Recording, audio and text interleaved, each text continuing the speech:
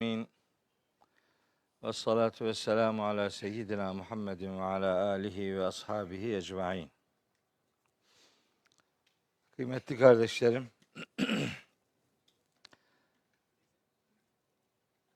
hepinizi selamların en güzeliyle, Allah'ın selamıyla selamlıyorum. Allah'ın selamı, rahmeti, bereketi, afiyeti, mağfireti üzerinize olsun.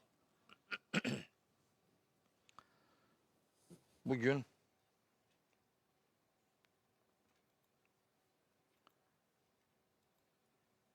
Furkan suresinin 31. ayetinden itibaren okumaya çalışacağız inşallah. Allahu Teala bana söyleyeceklerimi doğru söyleyebilmeyi nasip eylesin.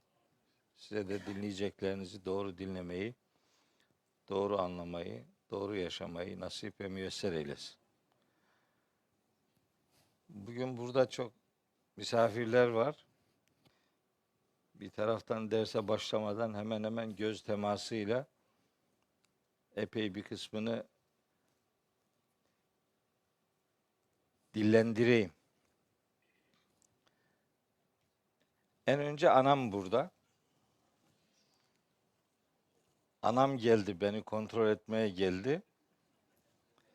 Bakayım ne anlatıyorsun sen diye. Dolayısıyla bugün ders biraz zor. Şimdi bir insanın babası öldükten sonra anası hem baba hem ana yerine geçiyor. Dolayısıyla anam da o forsu iyi kullanıyor.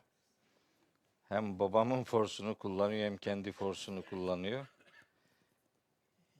İyi ki var. Allah ona hayırlı, feyizli, bereketli ömür nasip etsin inşallah. Konya'dan misafirler var. Ünal kardeşim gelmiş. Bütün cümbür cemaat Zeynep'i de getirmiş. Bayağı gelmişler. Fatih Bey de gelmiş.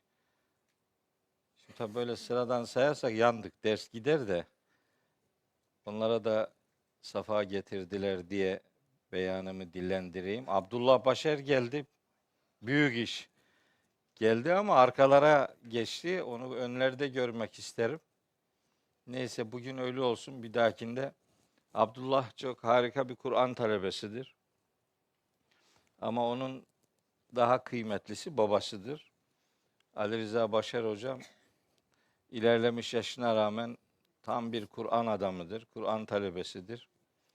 Rabbim ona da size de bize de hayırlısıyla bir ömür nasip etsin inşallah.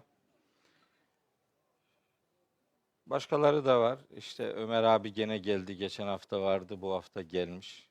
Hayrattan benim abilerim bunlar. Cemal gelmiş.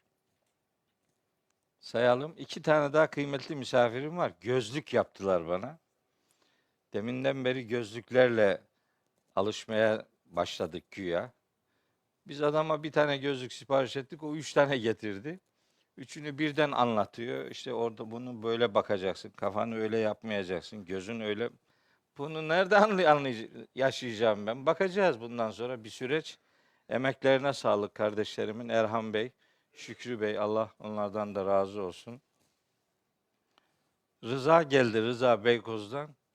Umre'den geldin değil mi Rıza sen? He, ne güzel. Bir misafirle beraber geldi. Umre'den Rıza kıymetli bir kardeşim benim. Efendim Hamza geldi. Yani bugün emniyetteyiz Allah'ın izniyle. Yani işte bir çırpıda bu kadar yani. Saadet burada. Saadet benim öğrencim. Dolayısıyla hepiniz benim için çok kıymetlisiniz. Allahu Teala size de bize de hayırla yaşayacağımız bir ömür nasip etsin inşallah. Şükrücüğüm bu ışıklar gözümü rahatsız ediyor. Bu normal mi? Etmez mi? Tamam onu takalım o zaman. Gözlüğü Ahmet. Ahmet. Tam göremiyorum ümmeti Muhammed'i. Gözlerim sonunda bozuldu. 60 senedir onlarla uğraşıyordum. Efendim çalıştım, çabaladım ama neyse ki tefsir bitti. Bir dahaki ders nasip olursa tefsirimle buraya geleceğim. 30 cilt olarak basıldı elhamdülillah. 16 yıllık emeğim artık tamama erdi. Şükürler olsun.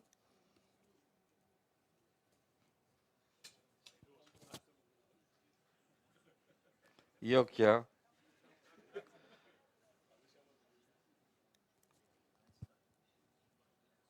Tamam, burayı iyi gösterdi.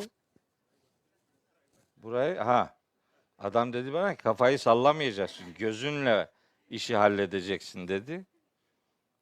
Lafı iyi dinlemek lazım. Demek ki Kur'an-ı Kerim işini düzgün yapanlara muhsin diyor. Muhsin işini düzgün yapan demektir. Dolayısıyla Erhan Bey ile Şükrü Bey muhsin adamlar. Ee, Ömrümde ilk defa gözlük takıyorum. Şimdilik daha takmayayım, yeter. Yeter. Şimdi ben dersime başlayayım. Böyle ufak tefek bir muhabbet ortamı oluşsun yeterli. Allah size de bize de hayırla yaşayacağımız bir ömür lütfeylesin inşallah. Bugün Furkan Suresinin 31. ayetinden itibaren okuyacağız inşallah. Bir önceki derste Furkan Suresinin pişmanlıklar içeren ayet grubunu işlemiştik. Keşke şunları dost edinmeseydim diye başlayan bir pasajı okumuştuk. Sonra da Peygamberimiz Aleyhisselam'ın mahşerde ümmetinden şikayetçi olacağı konuyu dile getiren ayeti kerime ile dersimizi bitirmiştik. O ayette buyuruluyor ki Estağfirullah ve kâler rasûlü Resul yani elçi demiş olacak ki ya Rabbi ey Rabbim inne kavmi muhakkak ki benim kavmim İttehazu hazel Kur'ane mehcura. Bu Kur'an'ı yalnız bıraktılar. Bu Kur'an'ı terk edilmiş hale getirdiler diye o ayeti okumuştuk. Onun üzerinde epeyce de konuşmuştuk. Demiştik ki bir Müslümanın ne olursa olsun her şeyden vazgeçebiliyor olsa da Kur'an'ından vazgeçmemesi gerekir. Kitabullah'la irtibatını sıkı tutması lazım, sıcak tutması lazım.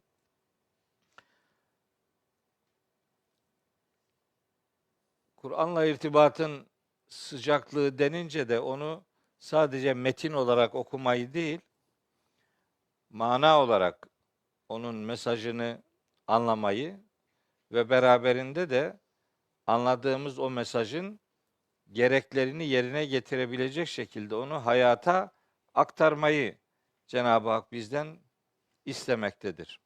Şimdi biliyorsunuz Kur'an'ı düzgün okumak için bir terim kullanılıyor. Tecvid deniliyor. Tecvid.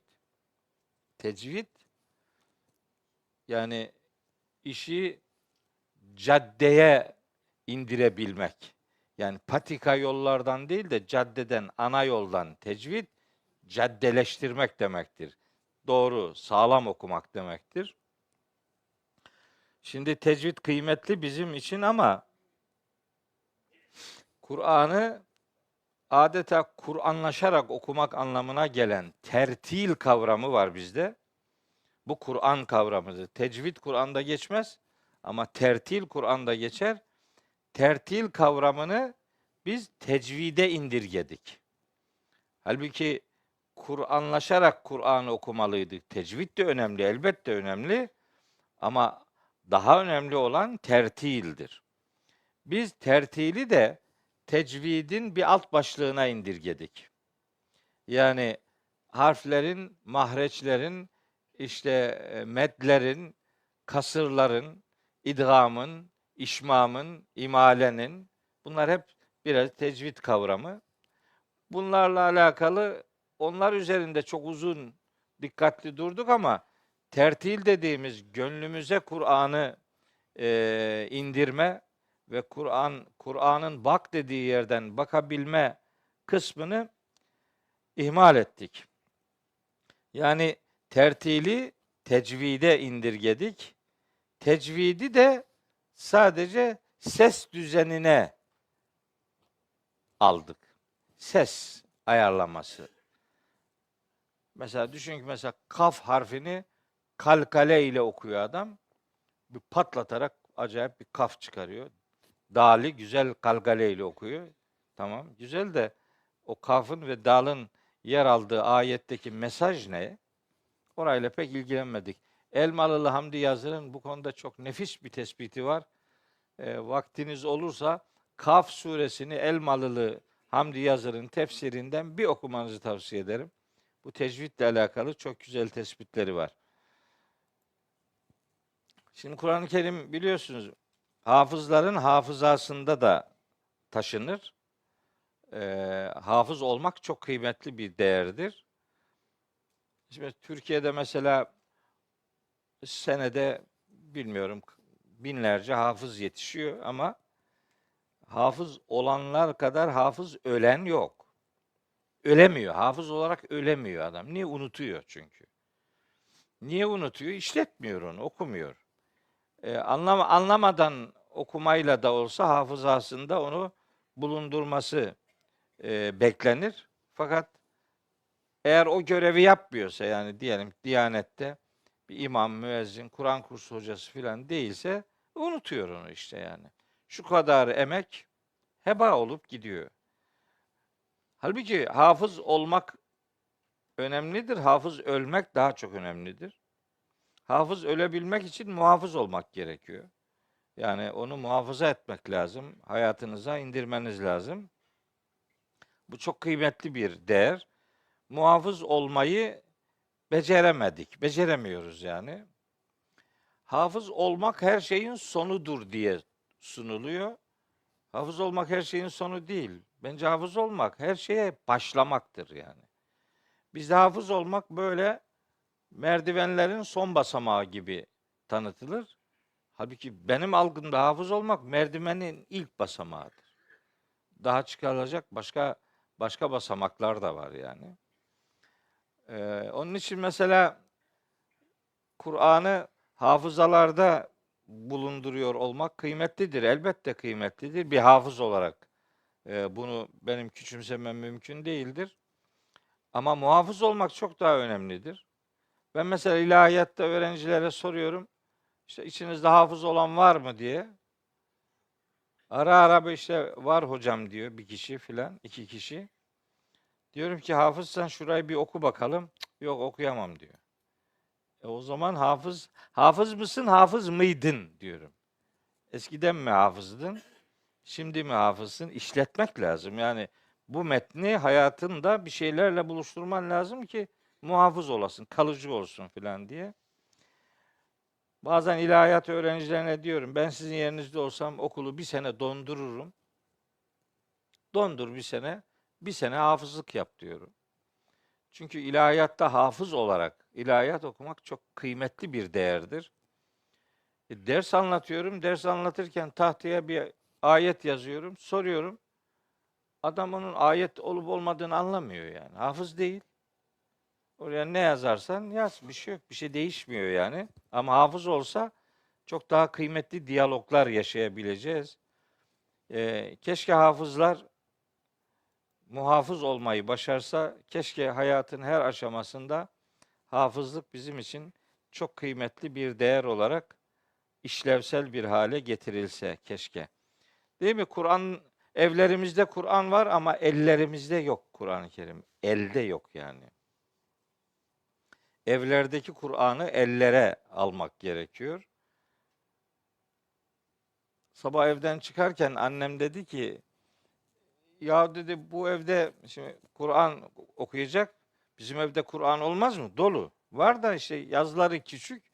Yazıları küçük olunca okuyamıyor. Dedi ki bu yazıları büyük olan. Dedim tamam anne al. Sana yazıları büyük Kur'an-ı Kerim getirdim. Sadece metin. Bunun gibi yani sadece metin olan Kur'an-ı Kerim. Yok dedi, bundan değil dedi. Ben sana başka Kur'an nereden getireyim? Allah'ın kitabı bu dedim yani. Allah'ın indirdiği bu. Yok dedi, istiyorum dedi. Mealin de olmasını istiyor. Yani annem her gün bir cüz Kur'an okuyor ve onu mealiyle okuyor. Dün akşam dedi ki 27. cüzdeyim. 19. cüzdeyim. 2 yaprak daha kaldı dedi. Dedim o zaman desene Neml suresindesin. Tasin'desin. Dedi ki yok dedi, Yasin'de değilim. Yasin demedik dedim zaten. Tasin dedik. Tasin'de o karınca işleri var ya dedim, Neml suresi. Oraları hatırladı. Hüdhüd'ü hatırladı. Karınca deresi diyor. Kur'an ona karınca vadisi diyor. Mesela anam 85 yaşında. Mesela Neml suresi deyince orada ne olduğunu yani kaba taslak söyleyebiliyor. Şimdi ben annemden bu tecrübeyi alınca şimdi bir adamın ben Kur'an okudum bunu anlamıyorum demesini asla kabul etmiyorum. Kesinlikle kabul etmiyorum. Yani dikkat ederseniz, sürekli okursanız mutlaka zihninizde yer edecektir. Sahabilerin önemli bir bölümü 60'lı 70'li yaşlarda hafız oldular yani. Dolayısıyla Kur'an'la irtibatınızı sıkı tutarsanız harika bir Kur'an gündemi kendi hayatınızda yaşamış olursunuz. Yaşayabilenlere selam olsun. Hani Kur'an satırlardadır ya Kur'an. Bunu satırlardan sadırlara almak lazım. Sadır göğüs demek, gönül demek yani. Satırlardan sadırlara taşınması lazım. Sadırlara taşınan da hayata aktarılması lazım. Öyle olunca çok kıymetli bir Kur'an seferberliği devreye girer ve harikulade hayatı yaratılış amacına uygun olarak yaşamış oluruz. Aksi takdirde Kur'an-ı Kerim devri geçen, modası biten bir kitapmış gibi ya da böyle evi süsleyen, evin bir rafının en üst bölümünde bulundurduğumuz, yukarıda tutmaya özen gösterdiğimiz, Rabbimizin yukarıdan aşağıya indirdiği, hayatı dizayn etsin diye yukarılardan aşağılara indirdiği kitabı biz aşağıdan yeniden yukarılara doğru gönderiyoruz. Tabii ki onu yukarıda tutmak saygı gereğidir. Onu küçümsemiyorum. Sakın yanlış anlaşılmasın. Ama maksat onu yukarılarda tutmak değil, hayatın içinde tutmaktır. El kitabı haline getirmektir. Onunla diyaloğunuzu sıkı tutmaktır. Böyle yapılmıyorsa işte Kur'an'dan hicret edenler şikayeti kaçınılmaz olacaktır. Yani Resulullah'ın mahşerde şikayet edeceği şu benim kavmim bu Kur'an'ı mehcur bıraktılar. Bunun şikayetin konusu olmamak için Kur'an'la diyaloğu sıcak ve sıkı tutmak gerekiyor. Acizane söylemek istediğim aşağı yukarı bundan ibarettir. Geçen derste bu ayete değinmiştim ama bu derste az da olsa bir gönderme yapayım istedim. Evet. Şimdi bugünkü dersimiz 31. ayetle başlıyor. Ayet-i kerimeyi size tercüme edeyim ve sonra onunla ilgili söyleyeceklerimi size aktarayım inşallah. Estağfirullah. Şöyle başlıyor ayet-i kerime. Ve kezalike cealna likulli nebiyyin aduven minel mücrimin. Ve kefa bi rabbike hadiyen ve nasira. Şimdi bu ayet üzerinde saatlerce konuşmak lazım. Gerçekten. O kadar bağlantıları var ki Kur'an'da çeşitli ayetlere. Hepsine elbet gönderme yapamayacağım ama hiç olmazsa bir kısmını sizinle paylaşmak istiyorum. Tercümesi şu. Ve kezalike işte böylece cealna yaptık, şekillendirdik. Likülli nebiyyin her nebi için, her peygamber için, her nebi için aduven düşmanlar belirledik. minel mücrimine, mücrimlerden düşmanlar belirledik. Şimdi bu bazı meallerde bu ayet şöyle tercüme ediliyor. İşte böylece her nebi için suçlulardan düşman yarattık.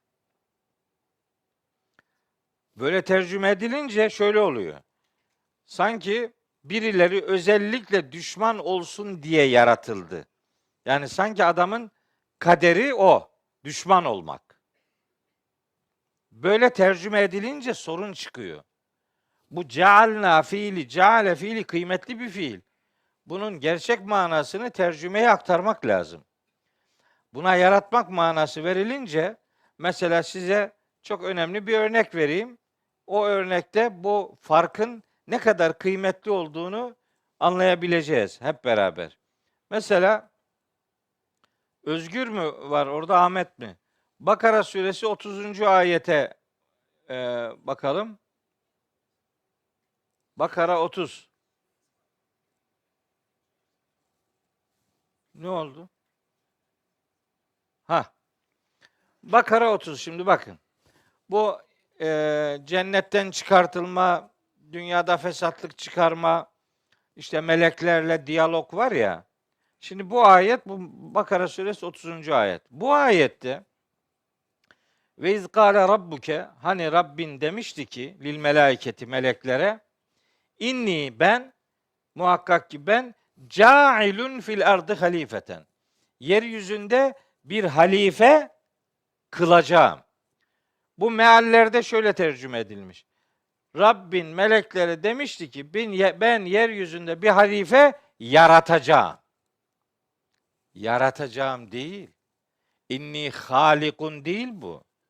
İnni cailun. Cailun olunca yaratılmış olana yeni bir görev vermek anlamı devreye girer. Şekillendirmek, yapmak, olanı bir aşamada yeni bir misyonla buluşturmak demektir. Ama var. Buna yaratmak manası verilince ayetin devam eden kısmında problemler çıkıyor. Ne diyor? İşte kalu, melekler de demişler ki buna karşılık, etec'alu fiha. Bak, etahluku demiyor. Yaratma anlamındaki fiili kullanmıyor. Etec'alu, kılıyor musun, yapıyor musun? Fiha, yeryüzünde, men yufsidu fiha ve yesfikü dimae. Orada fesatlık çıkaracak ve kan dökecek kişileri mi halife kılıyorsun? Veya yaratıyorsun, yaratmak manası verince. Peki o zaman insan soruyor, melekler ne biliyor insanların fesatlık çıkaracağını, kan dökeceğini? Bu defa hani soru ciddi ya, ona cevap bulmak için diyor ki, o insanlardan önce yeryüzünde cinler vardı. Evet, o cinler fesatlık çıkardığı için insanları da fesatlık çıkaracak şekilde nitelendiriyorlar. Öyle bir şey olur mu? Yaratılmamış birinin ne olacağıyla alakalı hem de suçlayıcı ifadeler kullanmak melek kavramına yakışır mı yani? Melekler gaybı nereden bilecekler ki Allah bildirmediği sürece? Onun için orada Allah yaratma anlamına gelen bir fiili kullanmıyor. Kılmak, şekillendirmek, yapmak anlamındaki bir fiili kullanıyor. Cailun isim, tec'alu fiil. Kılmak. Yani insanoğlu yaratılmış, var, insanlar var. Onların bulunduğu ortamda Allah onlara henüz daha din, henüz bir şeriat, henüz bir kurallar getirilmediği için, henüz bir peygamberle buluşturulmadıkları için, Hazreti Adem var ama henüz peygamber değil, peygamber olarak buluşturulmadığı için toplumda fesat var. Kan dökme var, bozgunculuk var. Melekler de onlara bakarak diyor ki, ya bunlar kan döküyorlar, fesatlık çıkarıyor bunlar. Bunlar mı halife olacak? Bunlar mı sorumlu varlık olacak yani? Bunlar, ya Rabbi bunlar baksana neler yapıyorlar filan diye. Oradaki fiili yanlış tercüme edince bir takım cevabı imkansız sorular gündeme gelebiliyor. O sorulara muhatap olmamak için ayetlerdeki kelimeleri doğru tercüme etmek lazım. Bunu işte Furkan suresi 31. ayete de uyarlamalıyız. Yani ve kedalike Furkan 31'e gelelim. Ve kedalike cealna, biz işte böylece kıldık, yaptık, belirledik. Likülli nebiyyin, her nebi için adüvven, düşman. Minel mücrimine, suçlulardan düşman belirledik. Allahu Teala demek istiyor ki biz her nebi için insanlardan düşman yarattık demiyor bak. Yani ve kezalike halakna likulli nebiyyin adüvven minen nasi demiyor. Allah ne diyorsa ona sadakat göstermek lazım. İnsanlardan düşman yaptık demiyor. Diyor ki zaten suçlu adam. Mücrim, suç işleyen, suçla anılan, suçtan beslenenler için kullanılır mücrim kavramı. Adam mücrim olmuş, kendisi mücrimliği tercih etmiş. İşte o mücrimler peygamberlere düşmanlık yapıyorlar. Ayetin vermek istediği mesajı böyle anlamak durumundayız. Yoksa Allah özellikle birileri peygamberlere düşman olsun diye birilerini yaratmış değildir. O zaman Allah ona niye hesap sorsun ki yani? Zaten onun için yaratılmışsa görevini yapıyor yani. Böyle anlamsız bir kadercilik yapmak, Kur'an'ı hiç ama hiç anlamamak demektir. Hiç. Şimdi bu ayeti anlamak için bir ayet daha var. En'am suresi 112. ayet. Bir de o ayete bakalım. 6. surenin 112. ayeti.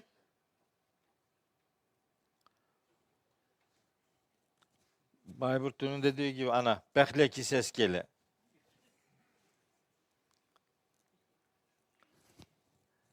Evet. Bu En'am suresi 112. ayet. Benzer içerikte.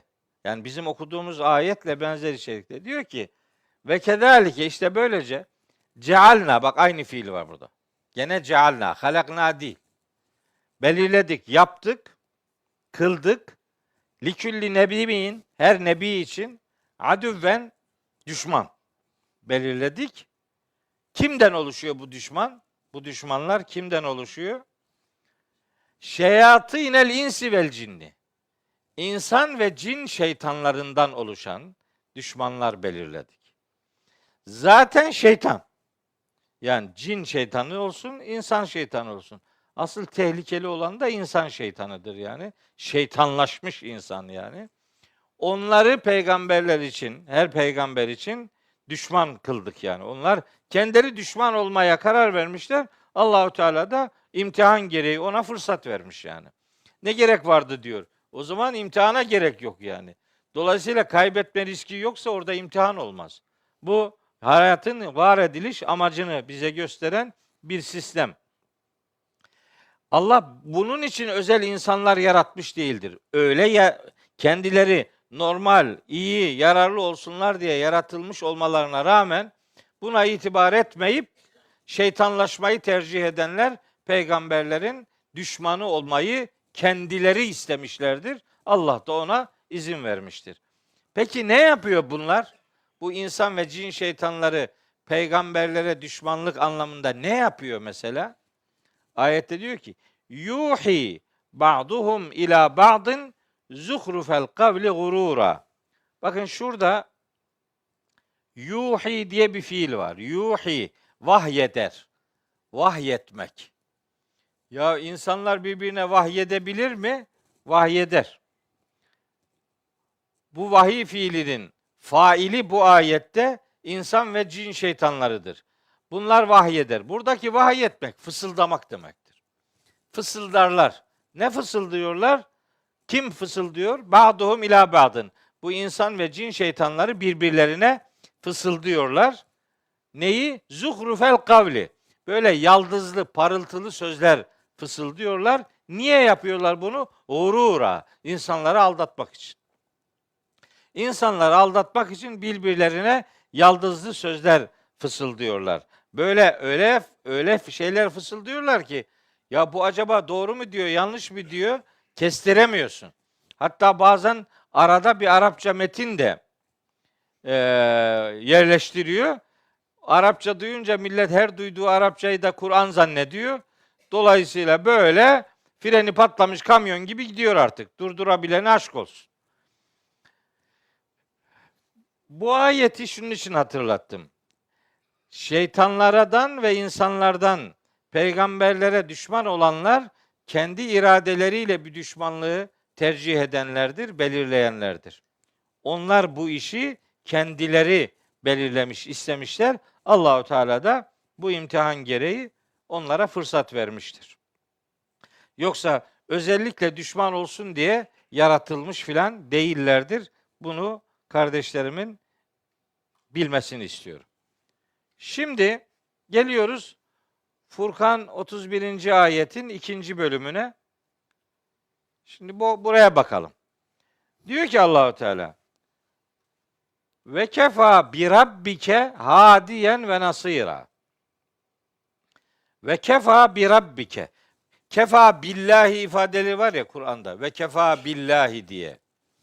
İşte ne bileyim, kefa bihi, kefa bi nefsike, kefa bi cehenneme, kefa bi rabbike, kefa bina, yekfi bi rabbike gibi böyle bu kefa fiilinin kullanımında B cer harfiyle kullanım tekniği vardır. Kefa bi, yetmek anlamına gelir. Kefa bi, oradaki B edatı ona yeter anlamı vermez. O yeter anlamı verir. Kefa bi, o yeter. Kefa bi, yeter. Kim yetiyor? Rabbike. Bir Rabbike. Senin Rabbin yeter. Yani ve kefa bi Rabbike demek ve kefa rabbuke demektir yani. Bunun öyle kullanımı da var mesela Ahzab suresinde ve kefallahul müminine el qital. Ahzab 25'e bakalım, orada göstereyim. Kefa her zaman B ile kullanılmaz. Bazen B edatı olmadan da kullanılır. Bakın şurada. Ve raddallahu ellezine keferu bi gayzihim lem yenalu hayran ve kefallahu el müminine. Allah müminlere yeter. Bak, bu ve kefa billahi kullanımının nasıl anlaşılması lazım geldiğini bize öğreten Kur'an'daki muhteşem bir örnektir. Kefa billahi demek, kefallahu demektir. Allah yeter. Ve kefa bi rabbike, Rabbin yeter demektir. Rabbine yeter değil, Rabbin yeter. Bakara suresinde de var ve seyekfikehumullah diye geçer. Orada da B yok ama araya zamir girdiği için B harfinin olmaması anlaşılabiliyordur. Bakara suresi 137. ayette de böyle bir kullanım vardır. Şimdi gelelim, hemen yetişti. Ve seyekfikehumullahu, yekfike, işte bu yekfi aynı o fiilin muzari kalıbıdır. Burada da B harfi cerri olmadan kullanılıyor. B harfi cerri olarak kullanımların nasıl anlaşılması lazım geldiğini bu iki örnekle ortaya koymak lazım. Yoksa her kullanımda ona yeter anlamının söz konusu edilmemesi gerektiğini beyan edeyim. Şimdi geçelim. Daha şeyler aklıma geliyor da hepten Arapça dersine döner burası. Canınızı sıkmak istemiyorum. Geçiyorum. Yok. Ne?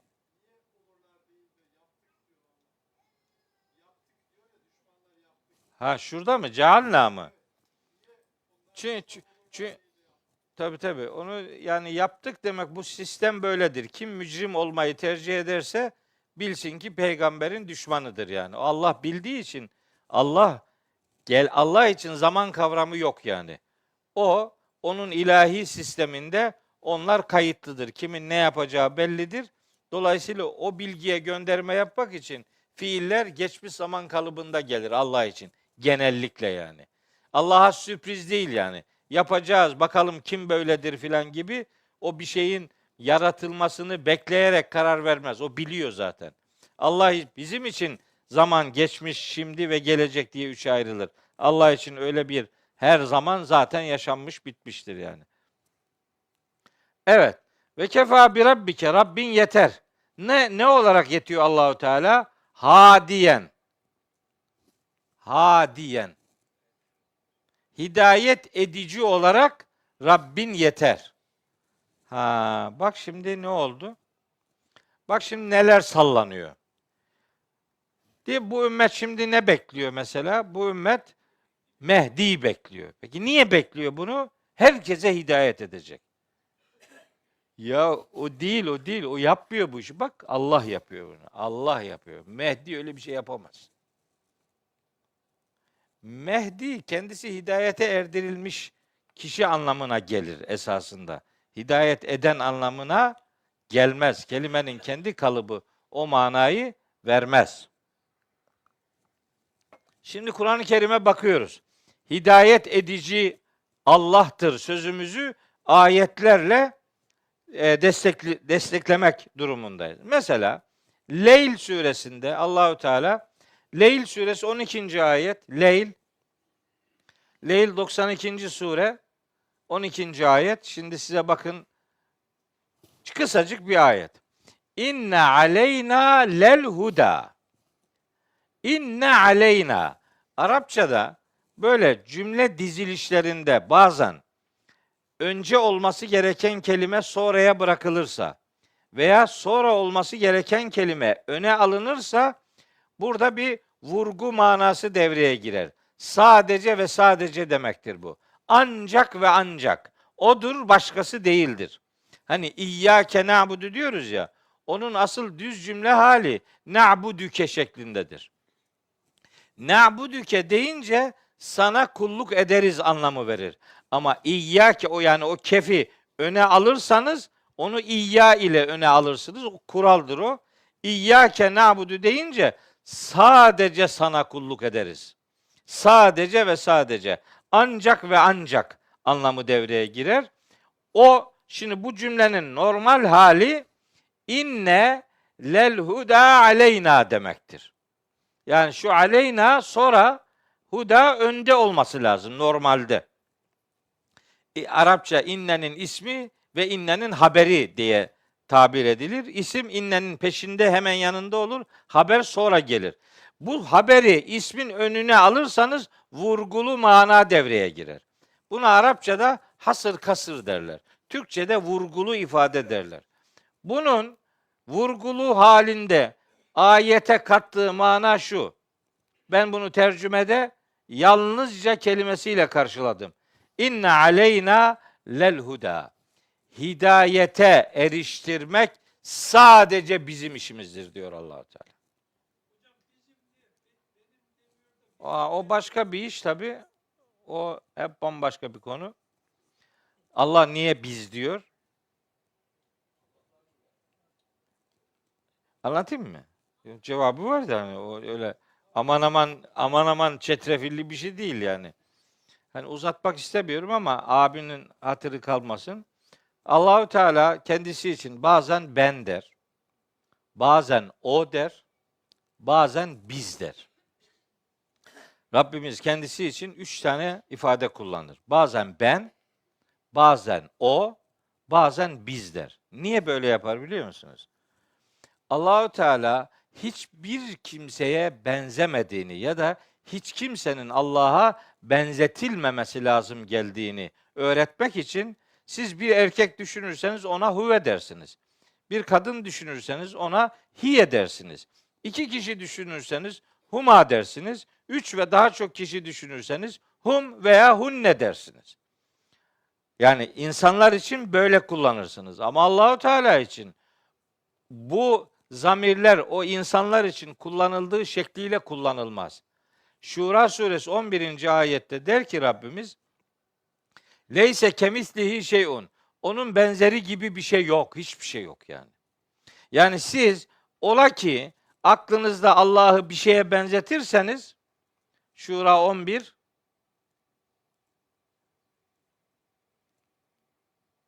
şurada bak. Leyse kemislihi şeyun. Allah'ın haşa benzeri gibi bile hiçbir şey yoktur. Yani siz Allah'ı bir şeye veya herhangi bir şeyi Allah'a benzetmeyin. İhlas suresinde de geçiyor ya velem yekullehu küfüven ehad. Onun dengi bir şey yoktur yani hiç. Hatta Araplar bununla alakalı bir ifade geliştirmişler. Biraz da şiirimsi bir şey. Derler ki ma hatara bi balik fellahu gayru zalik. Allah'la ilgili aklına ne geliyorsa Allah şudur, şunun gibidir gibi mesela. Her ne ki aklına bir şey geliyorsa bil ki Allah o değil, onun dışındadır yani. Ona hiçbir şey benzetilmez. Onun için Allah kendisi için bazen ben der, bazen o der, bazen biz der. Hiçbir şeyi Allah'a benzetmemek için. Peki özellikle niye biz de der? Bunun da sebepleri var. Bir, insanlara tevazuyu öğretmek için. Hep ben deyip durmayın. Biz deyin. Tevazuyu öğretmek için. İki, insanlara istişareyi, danışmayı, fikir birliği, ortak akıl oluşturmaları, ahlakını öğretmek için. İki. Üç, Allahü Teala biz diyerek kendi azametine, kendi kudretine dikkat çekmek için biz demiş olabilir. Bu dediklerimi hep eski alimlerden öğrendim. Allah onlara rahmet eylesin. Bir sebep daha var. Bunu da söyleyeyim size. Allahu Teala'nın biz dediği yerler, şimdi çok kıymetli bir şey söylüyorum. Allahu Teala'nın biz dediği yerler mesela nerede diyor? İşte biz yarattık diyor. Halakna diyor. Cealna biz kıldık, yaptık diyor mesela. Enzelna biz indirdik diyor. Emtarna biz yağmur yağdırdık diyor mesela. Erselna biz gönderdik diyor. Ne bileyim, nuhyi biz diriltiriz diyor. Nümitu biz öldürürüz diyor. Böyle benzer konular var. Bunlar Rabbimizin biz dediği bu konular melekleri istihdam ettiği konulardır. Meleklerin kullanıldığı, meleklerin işleyişte etkin kılındığı konularda Allah meleklere de işaret etmek için o işle alakalı melek işleyişine gönderme yapmak için biz ifadesini kullanır. Ama Allahü Teala Kur'an'da bize kulluk edin diye bir ayet söylemez. Bize kulluk edin yok. Kullukta Allahü Teala biz ifadesini kullanmaz, ben der. Bir tane örnek var. O da kudretine işaret olsun diye ve kânû lenâ abidin diye Enbiya suresinde geçiyor. Bizim için kullar idiler onlar. Ama fiil olarak abede fiili Allah'a sadece tekil olarak izafe edilir. Orada tesniye de çoğul ifadesi de kullanılmaz. Onu beyan etmiş olayım. Oldu mu abi? Tamam. Şimdi hidayet etmek. Burada biz niye dedi? İnne aleyna lel huda. Çünkü o hidayet işinin bir kitap gönderme, bir peygambere peygamber olduğunu bildirme gibi hani bir melek sisteminin içerisinde melek bulunduğunu göstermek için aleyna der yani. Bu iş bizim işimizdir. Bu işe başkası asla ve asla ortak olamaz demeye getiriyor. Leyl suresi 12. ayette. Nahl suresi 9. ayet var. 16. sure 9. ayet. Bakın orada diyor ki gene aynı devrik cümle var. Ve alallahi sadece Allah'a aittir kasdüs sebili. Yolun doğrusunu göstermek yalnızca Allah'a aittir. Doğru yolu Allah gösterir yani. Allah'ın doğru dediği şey doğrudur yani. O zaman kim doğruluk adına bir şey söyleyecekse Allah'ın dediğini söylemek durumundadır. Yani onu anlatacak yani. Onu aktaracak ki doğru bir iş yapmış olsun. Kendiliğinden din adına herhangi bir doğru üretmek kimsenin hakkı değildir, haddi de değildir. Bakın gene devrik bir cümle var. Sadece Allah'a aittir yolun doğrusunu göstermek. Mesela İnsan suresi var 3. ayeti. İnsan 76. sure 3. ayet. Bak diyor ki inna biz muhakkak ki biz hedeynahu insanoğluna gösterdik es-sebile. O yolu, o doğru yolu, o hakikat yolunu biz gösterdik diyor Allahu Teala. O bizim işimiz yani. Rabbimize aittir bu iş. Onu ifade ediyor. Bir de şeyi söyleyeyim. Beled suresi 90. sure onun 10. ayeti var. 10. ayet. Tabi sadece 10. ayetten olmaz bu. Arkadan gelmek lazım. Elem nec'allehu ayneyni ve lisanen ve şefeteyni ve hedeynâhun necdeyni. Bu necdeyni ile ilgili fıkra anlatmıştım bir ara. Ana hatırladın mı onu? İsmail Hoca anlatıyordu bunu. Adam bir tanesi yıllarca bir hocanın peşinde namaz kılıyor. Yıllarca. Bir gün sabah namazına erken gitmiş. Hoca da tabii cübbeyi almış. Tabii mihraba doğru geçiyor. Geçerken demiş ki o cemaatten olan. Hocam ya yıllardır arkanda namaza duruyorum. Görüyorsun. Bir kere demedin ki geç şimdi bunu da sen kıldır. Bu namazı da sen kıldır. Hoca demiş ona ki bak kardeşim. Hani bu öğle namazı olsa neyse gizli okuyacaksın. Kimse bir şey duymaz. Ama bu sabah namazı öyle kısa ayetle de olmaz. Uzun okuyacaksın. Okuyabilir misin yani? Sabah namazını kıldırmak öyle kolay bir iş değil. Kıldırırım demiş. Çok kahramanlık yapınca da al. Cübbeyi vermiş, sarığı da vermiş. Geç kıldır demiş. Bunu yaşayan hocanın oğlu anlattı bunu bana. Dolayısıyla yani yaşanmış bir olay yani. Geçmiş Fatiha'yı okumuş 1. rekatta. Zamm-ı sure olarak da bu Beled suresini okuyor. İşte la uksimu bihazel beled ve ente hillun bihazel beled ve validin ve ma veled lekad halaknal insane fi kebed eyahsebu ellen yakdir aleyhi ahad yekulu ehlektu malen lübeda eyahsebu ellem yarahu ahad oraya kadar geldi. Şimdi geçti arka sayfaya. Elem nec'allehu ayneyni ve lisanen ve şefeteyni ve hedeynâhun necdeyni felektehamel akabete aklına gelmiyor. Yani 11. ayeti okuyamıyor. Geriden başladı bir daha. Elem nec'allehu ayneyni ve lisanen ve şefeteyni ve hedeynâhun necdeyni gitmiyor. Biraz tereddüt edince sesi titremeye başlamış. Bir daha başlamış. Elem Necalle Hoca da namaza durmadı. Bekliyor onu. Nasıl olsa tökezleyecek bu diye. Elem necallehu ayneyni ve lisanen ve şefeteyni ve hedeynahu necdeyni ne edeceğini öyle titremeye başlayınca ne edeceğim diye öyle bir ses çıkarmadı adam da. Yani etraf öyle anlayınca hoca da demiş ne edeceksin rüküya git. Ne yapacaksın işte? Ne edeceksin? Sana mı kaldı imamlık yapmak sabah namazında? Sabah namazını kıldırmak öyle her baba yiğidin kârı değil yani. İşte o ayette diyor ki Rabbimiz nankör insanı paylıyor. Diyor ki elem nec'an lehu ayneyni. Biz ona 2 göz vermedik mi? Ve lisanen bir dil verdik. Ve şefeteyni 2 dudak verdik. 2 göz verdik iyi görsün. 2 dudak verdik. Aklına gelen her şeyi söylemesin. Bir dili var. 2 dudağı var. 2 dudak ve bir dil varsa aklına gelen her zaman söyleme. O dudaklarını ara ara kapat. Kahramanlık yapıp durma. Bir dilim var. 2 düşün, bir konuş. Bazen 2 düşün, bir kere de konuşma. Çünkü ne diyeceğim belli değil. Ondan sonra diyor ki ve hedeynâhun necdeyni. O insana o 2 tümseyi, 2 yolu biz gösterdik. Rabbimiz hidayet işini kendi üzerine alıyor ve başkalarını o işe karıştırmıyor. Şimdi size 2 ayette okuyacağım. Bakara suresinin 272. ayeti.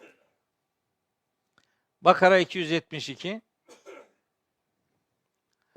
Buyuruyor ki Rabbimiz Estağfirullah bakın.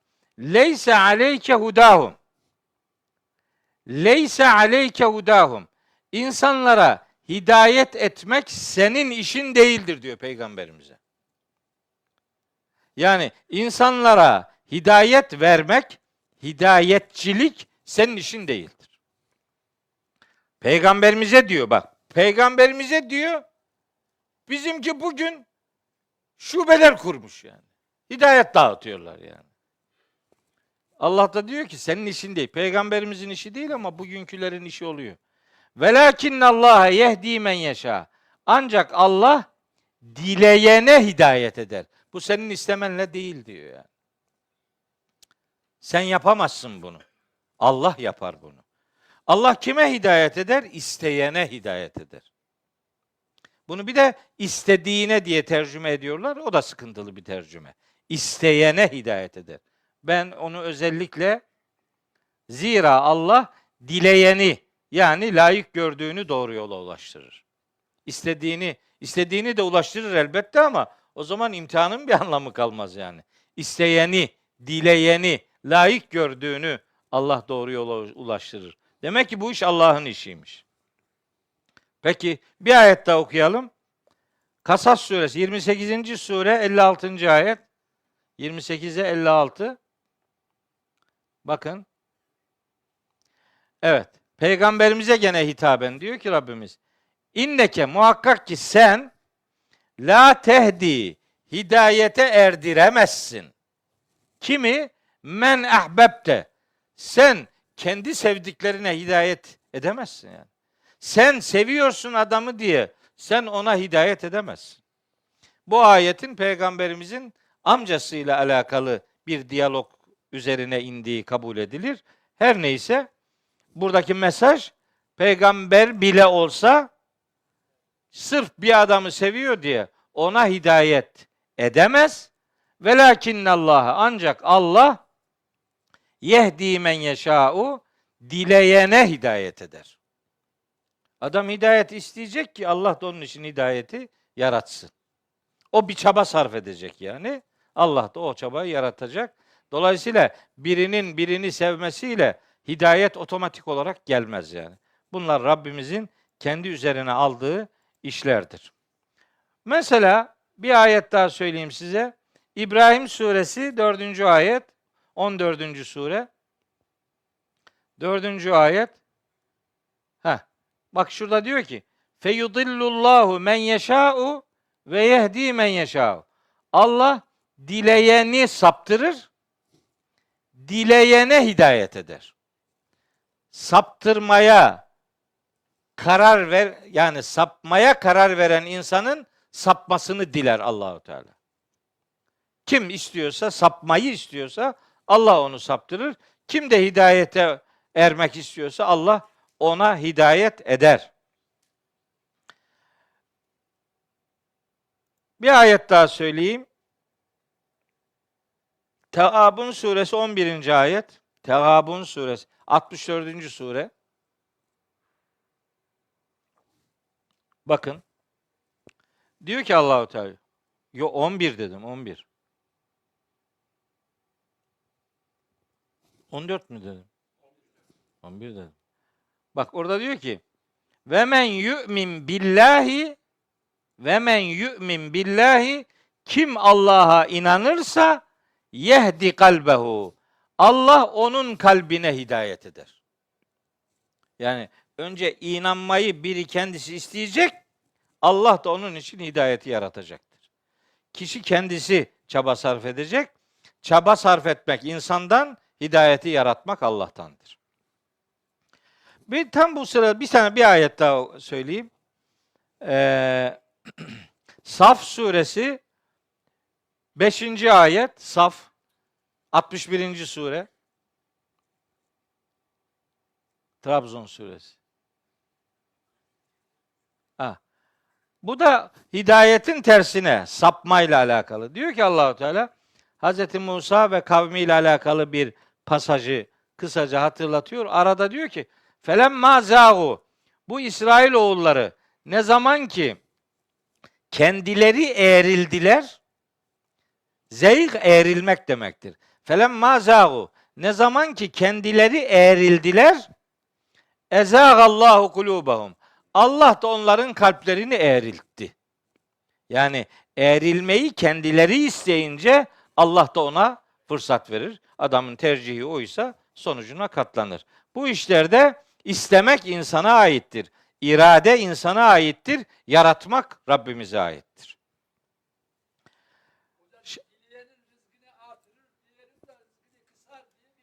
Var doğru.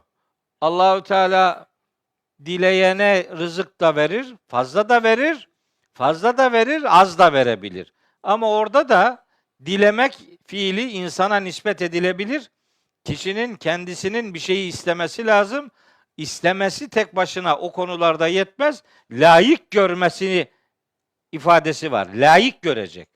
Kimi layık görecek? Hak edeni layık görecek. Yani çalışacak, çaba sarf edecek. Buna rağmen bazılarına bol verebilir, bazılarına dar verebilir. Bazılarına bazen bol, bazen dar da verebilir. Önemli olan ne kadar verdiyse onun kıymetini bilmek ve onun veriliş gayesine hizmet etmektir. Malın çoğuyla azıyla ilgilenmek yerine neden verildiğine kafa yorup o uğurda bir çaba sarf etmek Müslümanca yapılması gereken asıl tavır budur. Şimdi bir şey daha söyleyeceğim. Bunu önemsiyorum, bu işleri. Ra'd suresi 13. surenin 27. ayeti var. Ra'd 27. Bakın. Dilediğine değil de dileyeni manası vermenin ne kadar önemli olduğunu anlatmak için okuyorum bunları. Şurada diyor ki, kul de ki, İnnallah, muhakkak ki Allah yudillu men yeşâ'u, dileyeni saptırır ve yehdi ileyhi, ve kendisine hidayet eder. Kimi? Men enabe, kim yönelmişse onu. Yani Allah kendisine yönelene hidayet eder. Yani yönelmeyi insan gerçekleştirmesi lazım.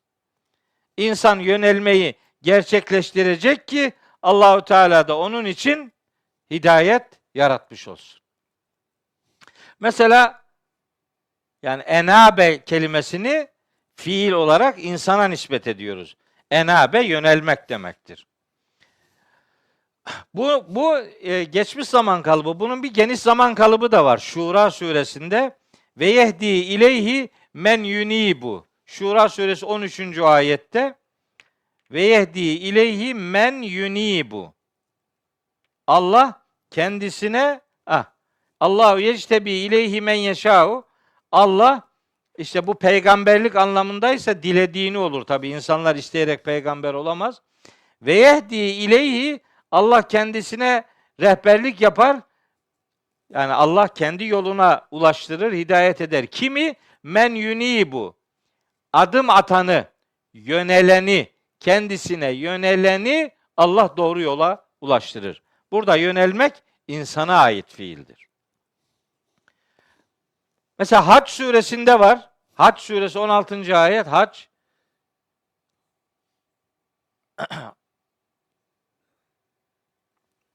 Ve kezalike enzelnahu ayatin beyinatin. İşte böylece biz onu, yani ilahi mesajı apaçık ayetler olarak indirdik. Ve ennallaha, ve Allah yehdi men yuridu. Kim isterse Allah ona hidayet eder. Yani istemek insana ait bir eylem olacak ama hidayeti yaratmak Rabbimizin işidir. Ben şimdi hafiften hani bizi pek sevmeyen adamlar da bizim dersleri acayip takip ediyorlar. Bir şey yakalayayım diye. Ben de diyorum izleyin. Bu arada 2 tane ayet duyarsınız, yani iyi olur. Şimdi onların bir kısmında bu işlerden haberi yoktur. Bir kısmı böyle bilgi toplamak için adam görevlendiriyor. Onlar da üst makam olarak onlara arz ediyorlar işte. Böyle dedi. Dedi bana bir video geldi. Tabii canım. Cebrail getirdi onu sana yani. Kurdun adamları, onlar da getiriyor işte yani. Şimdi onlara video gitmesine gerek yok. Ben buradan söyleyeyim. Şeyi söyleyeyim. Şura suresi 52. ayet. Burada hidayet fiili, adam diyecek ki bak bu ayeti okuyunca bizim dediğimiz doğru. Bir sürü ayet okuduk, onlara bakmaz. 40 tane ayet okuduk. Hiçbiriyle ilgilenmez. Bu ayete bakar. Bunu da yanlış anlar tabii. Şimdi diyor ki işte böylece biz sana bir ruh, kendi katımızdan bir ruh vahyettik. Sen daha önce kitapta, imanda nedir bilmezdin. Velakin cealnahu, o kitabı biz yaptık, kıldık, nuren, bir nur, kitabı yani Kur'an'ı Allah ruh olarak ve nur olarak tanıtıyor. Burada hidayete konu olan metin Kur'an. Şimdi ayet onu söylüyor. Hem ruh yönünü hem nur yönünü söylüyor. Onlar buraları okumuyorlar. Ayetin başı işlerine gelmediği için okumazlar. Ama bilinmelidir ki burada hidayete konu olacak bilginin kaynağı Kur'an'dır. Burada hiçbir tereddüt yok. Kimse başka bir şey diyemez. Sonra diyor ki Allahu Teala kullarımızdan kimi diliyorsak onlara bu anlamda bu kitaba kim sadakat gösteriyorsa onlara hidayet ederiz biz. Bu kitaptan besleniyorsa kullarımızdan kim bunu yapıyorsa o dilediğimiz insandır ve ona hidayet ederiz. Peygamberimiz de diyor ki ve inneke ve sen letehdi sen de hidayet edersin. Tehdi peygamberimize yönelik bir hitap. Nereye hidayet edecek peygamber? İlâ sıratın müstakim. Dosdoğru yola. Peygamber de dosdoğru yolu gösterir. Peki peygamber dosdoğru yolu gösterirken peygamberin dosdoğru yolu göstermesinde itibar ettiği, sarıldığı, uyduğu, okuduğu, takip ettiği, yaşadığı, tebliğ ettiği, iman ettiği metin hangisi? Kur'an. Ayetin başı o. Ayet vahyi anlatıyor. Kur'an'ı anlatıyor. Peygamberimiz de ona o Kur'an'ın dediği dosdoğru yola insanları ilettiğini ayeti kerime söylüyor. Yani peygamber haşa Allah başka bir yol söyler, peygamber de başka bir yol söyler demek değildir. Onun sırat-ı müstakime rehberlik yapmasında adres Allah'ın kitabıdır. Şimdi bu ayeti dibini okuyor, arkasını okumuyor. Hatta bunun 53. ayet var onu da okumuyor yani. Bir sonraki ayeti okusa biraz daha anlayacak. Onların biraz moralini bozayım. Böyle hidayet kelimesinin her geçtiği yerde böyle bizim anladığımız manada hidayet etmek manası da yok. İyi bir Kur'an talebesi bunu bilir. Onlar Kur'an'ı bilmediği için sözüm onlara değil. Onlar ondan pek anlamazlar. Şimdi bakın size bir ayet daha okuyorum. Hangi ayet okuyorum? Hac suresi 4. ayet. Hidayet etmek her zaman terim anlamıyla insanlara doğru yolu göstermek anlamı vermeyebilir. Her geçtiği yerde aynı anlamı vermez bu. Şimdi bakın öyle bir ayet okuyacağız ki bu hidayet kelimesi var. Ama bu hidayet kelimesi ne Allah'a nispet ediliyor ne de peygamberimize. Okuyoruz. Kütübe aleyhi yazılmıştır ki şu yazılmış esas haline getirilmiştir. Ennehu şu husus yani şu husus yazılmış. Men tevellahu kim onu dost edinirse kim onu yoldaş edinirse o onu dediği bir önceki ayette şeytan. Yani bu 4. ayet 3. ayette şeytandan bahsediyor. Kim onu dost edinirse yani şeytanı bilsin ki fe ennehu yudilluhu şeytan onu saptırır. Ve yehdihi ve şeytan ona hidayet eder. Olur mu? Şeytan adama hidayet eder mi? Anla ki bazı söylemler vardır. Bunlar hidayet iddiasıyla karşınıza çıkarlar. Bilin ki arkasında şeytan vardır. Şeytan, buradaki hidayet etmek demek, sebep olmak demektir. Ve yehdihi, hani şeytan kişiyi saptırır ve yehdihi ve onun için şuna sebep olur. İlâ azâbis sa'iri, cehennem ateşine sürüklenmesine sebep olur demektir. Öyle her hidayet kelimesini gördüğün yerde bunun literatürdeki terim anlamıyla hidayet etmek manasına geldiği zannedilmemelidir. Hani bir kavramla alakalı Kur'an'da ne kadar ayet varsa hepsini bilmek lazım. Hepsini bilmeden konuştun mu öyle olmaz. Çuvallarsın yani. Bu kadar ayet okuyup da hadis okumamak olmaz. Abdullah'cığım bak görüyorsun. Hadis okuyorum. Efendimiz Aleyhisselam Kur'an'ı anlatıyor. Uzun bir hadis var. Tirmizi'de, Darimi'de var. Böyle bir sayfa kadar uzun bir hadis. Orada Peygamberimiz Kur'an'ı tanıtıyor. O kadar güzel tanıtıyor ki Kur'an'ı. Bayılırsın kardeşim yani. Dersin ki Kur'an'dan beslenen akıl ancak bu kadar güzel şeyler söyleyebilir. Kur'an'dan süzülmüş hakikatleri Efendimiz bir hadis metni olarak zikretmiş ve o bize külliyatın içerisinde nakledilmiş. Şimdi o hadis çok uzun. Onu okumaya vaktim yok ama bir cümlesi tam bu konuyla alakalıdır. Peygamberimiz Kur'an'ın değerini ve Kur'an'ın misyonunu anlatmak üzere buyuruyor ki: "Ve men ibtega el huda fi gayrihi edallahullahu." Kim hidayeti Kur'an'ın dışında bir yerde ararsa Allah onu saptırır diyor. Ben sözün bittiği yerdeyiz diyorum bu rivayeti, bu cümleyi söyleyince. İşte bu ayetlerin anlatmak istediğiyle Efendimizin o rivayetinde bize aktarıldığı gibi vermek istediği mesaj aşağı yukarı aynıdır. Dolayısıyla hani şunu bilmek lazım. Hidayet edici olarak Rabbin yeter dediyse onun altı işte şu kadar ayeti kerimeyle doldurulmalıdır. Ve kefa bi rabbike hadiyen, hidayet edici olarak Rabbin yeter ve bir de Furkan 31'deyiz ve bir de nasira, nasir olarak Rabbin yeter. Nasir ne demek? Yardımcı. Furkan 31. Evet, bizim bugün okuduğumuz ayet. Ve kefa bi rabbike hadiyen ve nasira. Yardımcı olarak Rabbin yeter. Yani buradan maksat şu: putperestlere ve başkalarından medet umanlara seslenerek diyor ki Allahu Teala, birilerinden bir şey umarak onlara doğru meyliniz olmasın. Birilerinden korkup çekinerek onlar lehinde herhangi bir tavır değişikliğiniz olmasın. Yardım edici olarak Allah yeter. Başka yardım ediciler aramayın. Aramıyor muyuz? Arıyoruz. Allah böyle diyor ama biz gene arıyoruz. Örnek vereyim.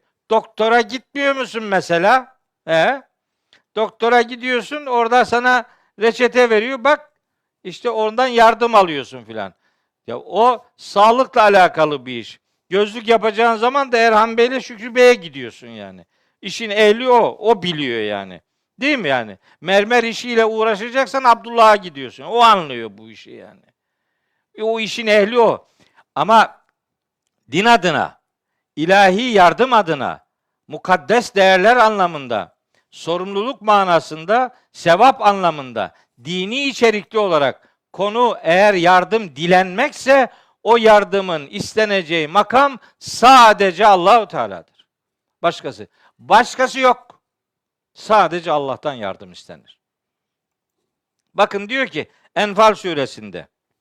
Enfal suresinin 62. ayet. Enfal 62. Diyor ki Rabbimiz Estağfirullah. Ve in yuridu en yahda'uke. Sana hile yapmak isterlerse, Medine'deki münafıklarla alakalı bir içerikte geçiyor bu. Sana hile yapmak isterlerse fe inne hasbekallahu. Ne dedi? Fe inne hasbekallahu. Sana Allah yeter.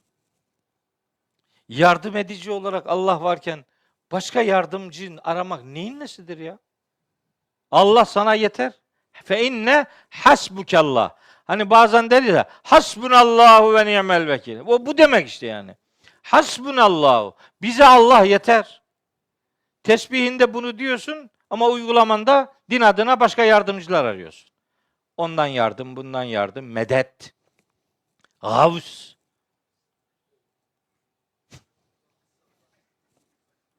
Allah'ım ya Rabbi, ya Rabbi, ya Rabbi, ya Rabbi. Devam edelim. Şimdi girmeyelim oraya. O bir şey deyince diyor ki bak bize dedi. Ben kimseye bir şey demiyorum. Ben hakikati söylüyorum. Kim üstüne alınırsa alınsın. Bana ne? Evet, bu 62. Sana Allah yeter, adama yetmiyor. Peygamberimize diyor ki Allah-u Teala ben sana yeterim. Bizimki diyor ki başkaları da yetmez. Yetmez demeye getiriyor yani. Onu diyemiyor tabii. Allah yetmez nasıl desin? Diyemiyor ama artçı güçler, takviye güçler arayışına giriyorlar. Sen Allah'tan yana olmana bak. Allah seni yolsuz ve yolcusuz bırakmaz kardeşim. Evet. 63, 64. Bir sonrakine bakalım. Bakın şimdi bir sonrakine. Bakın ne diyor? Ya eyyühen nebiyyü, ey nebi, hasbukallahu. Sana Allah yeter diyor. Hasbukallahu. Sana Allah yeter. Ve men ittebe'ake minel müminin. Ve sana tabi olan müminlere de Allah yeter. Allah yeter diyor bize. Kesmiyor. Hadi okuyayım size bir ayet daha. Ali İmran suresinin kaçıncı ayet? 173. ayeti. Ali İmran 173. O hasbunallahu ve ni'mel vekil diyoruz işte o ayettir o yani. Ali İmran suresinin 173. ayetidir. Ve kalu demişler ki ayetin tamamını okuyayım bakın Müslüman nasıl olur. Yani ayetin sadece dibini okumayayım. Ellezine o yiğit müminler kâle lehumun nasu. Onlara o etraftaki Medine'deki bazı münafıklar ehli kitaptan ikiyüzlüler derlermiş ki innen nase insanlar kad cema'u leküm sizi mağlup etmek için birlik oluşturuyorlar, toplanıyorlar, hazırlandılar. Fekşevhum onlardan korkun. Yani başınıza bela getirecekler diye tehdit ediyorlar. Onlara ne bileyim gözdağı vermeye gayret ediyorlar. Onlar bunu yaparken fezadehum imana. Bunların tehdidi müminlerin sadece imanının artmasına sebebiyet verir, vesile olur. Yemezler. Senin tehdidin senin olsun. Bu onların imanlarının artmasını sağlar ve kalu ve derler ki hasbunallahu ve ni'mel vekilu. Allah bize yeter ve o ne güzel güven kaynağıdır. Bence yeter. Anlamak isteyene yeter yani. Ama hala anlamadıysa hadi bir ayet daha okuyayım. Ahzab suresinin 56. ayeti var. Bunu bilirsiniz. İnnallâhe ve melâiketehu yusallûne alen nebi. Anne devam et. Anama gönderme yapınca sinirleniyor şimdi. Böyle içinden neler diyor. Karnından neler diyor. Biz hafızlık yaparken bir gün hoca dayak atıyor birine. Biraz da söylenerek vuruyor. Hatta hocası da değil de babası yani. Neyse kim olduğunu söylemeyeyim. İşte böyle söylenerek dayak atınca benim ufak kardeşim var Abdurrahman. O. Öyle babam söylenerek dayak atınca o dedi de vur vur. Ben de sana karnımdan neler diyorum. Evet şimdi bu ayeti bilir, herkes biliyor. Hepiniz biliyorsunuz yani. İnnallâhe ve melâiketehu yusallûne alen nebi. Muhakkak ki Allah ve melekleri Nebiye salat ediyorlar. Yardım ediyorlar yani. Destek oluyorlar demek. Allah ve melekleri Nebiye salavat getiriyor diye tercüme etmişler ya. Allah salavat getirir mi? Niye diyorsun sen ya? Biz yazdık oldu. Yazıyor. Yaz. Ya eyyühellezine amenü. Ey iman edenler sallu aleyhi. Siz de ona yardım edin, destek olun. Bize diyor. Çünkü Allah onlara yani hem Allahu Teala hem melekler Nebiye salat ediyorlar. Siz de ey iman edenler Nebiye salat edin diyor. Peygamberimize yardım etmek. Allah yardım ediyor. Siz de Nebiye yardım edin diyor. Şimdi bu ayet 56. ayet. Bu ayetin bir de öncesinde 43. ayet var. Bu bizimle alakalı olanı şimdi okuyorum. Önce onu okudum. Sadece Allahu Teala Nebiye yardım etmiyor, destek vermiyor. Bakın 43. ayet. Huvellezî o öyle bir kudrettir ki yusalli aleyküm size destek veriyor bize. Ve melaiketu ve melekleri de size destek veriyor. Yani Allah dedi ya Allah sana da yeter, sana tabi olan müminlere de yeter dedi ya o Enfal suresi 64. ayette işte bu o demek. Allah ve melekleri size destek oluyorlar. Yani Allah'a güven, onun dediğini yap. Onun dediğini yaparsan mahzun ve mükedder olmazsın. Eğer onun yolundan gidiyorsan başın dara düşmeyecektir. Eğer gerçekten onun dediğini ama gerçekten yapıyorsan bu böyledir. Mesela Ali İmran suresinin 139. ayetinde diyor ki, Ali İmran 139, Ali'den çıkmaz o. 139.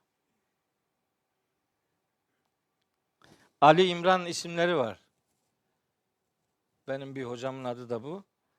Yani Kur'an'da geçiyor diye isim Ali İmran. Ali İmran bir adamın adı olmaz. Ali İmran, İmran'ın ailesi demek, sülale. Bir kişinin adı değil bu. İşte bazı hanımlara işte isim veriyor. Nisa. Nisa bir kadın adı değil, kadınlar demek yani. Kur'an'dan olsun da ne olursa olsun. Değil mi anne? Babama bir gün Bayburt'ta biri gelmiş, isim istemişti. Ha bak. Babam da dedi ki ona, Kur'an'da kadın ismi Meryem var dedi, yani başka yok. Peygamberimizin hanımlarının isim, çocuk kızlarının isimleri var. Onlar eski, beğenmedi. Kur'an'dan isim buldum diye geldi babama söyledi. Ne buldun dedi ona babam. Dedi ki Kibiha. Kibiha nedir dedi, Kibiha. Kibiha o Mülk suresinde var. Fi menakibiha diye. Fi kesti, menayı kesti. Kibiha. Al sana isim. Kur'an'dan isim. Bana da sormuştu biri de, ben de işte dedim şöyle böyle birkaç isim söyledim, beğenmedi. Sonra dedi ki ben Kur'an'dan bir isim buldum. Ne buldun? Büdü dedi. Ne büdü nedir? Nereden buldun dedi. İyyâke na'budu. İyyâke'yi bıraktı. Na'yı bıraktı. Büdü. Dedim ki sen kısa sürede bir çocuk daha yap. Onun adına da Edi ver. Edi büdü, evi hayvanat bahçesine çevir dedim. Ali İmran suresi 139. ayette diyor ki Allah-u Teala, bak bize desteğini anlatıyor yani. Ve la tehinu, sakın gevşemeyin. Ve la tahzenu, sakın hüzünlenmeyin. Ve entumul a'levne, siz galip olacaksınız. Ne zaman ama? İn kuntum müminin. Gerçekten müminseniz. Biz bugün galip değilsek imanımızı sorgulayacağız. Allah haşa yalan konuşmayacağına göre ve biz de galip değilsek ayetteki şart cümlesini henüz gerçekleştiremedik demektir. Bir ayet daha söyleyeyim size. Mücadele suresi var. 58. sure. Mücadele.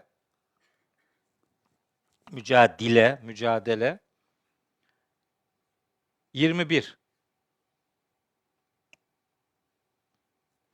Bak ne diyor Allah-u Teala. Keteballahu, Allah yazdı.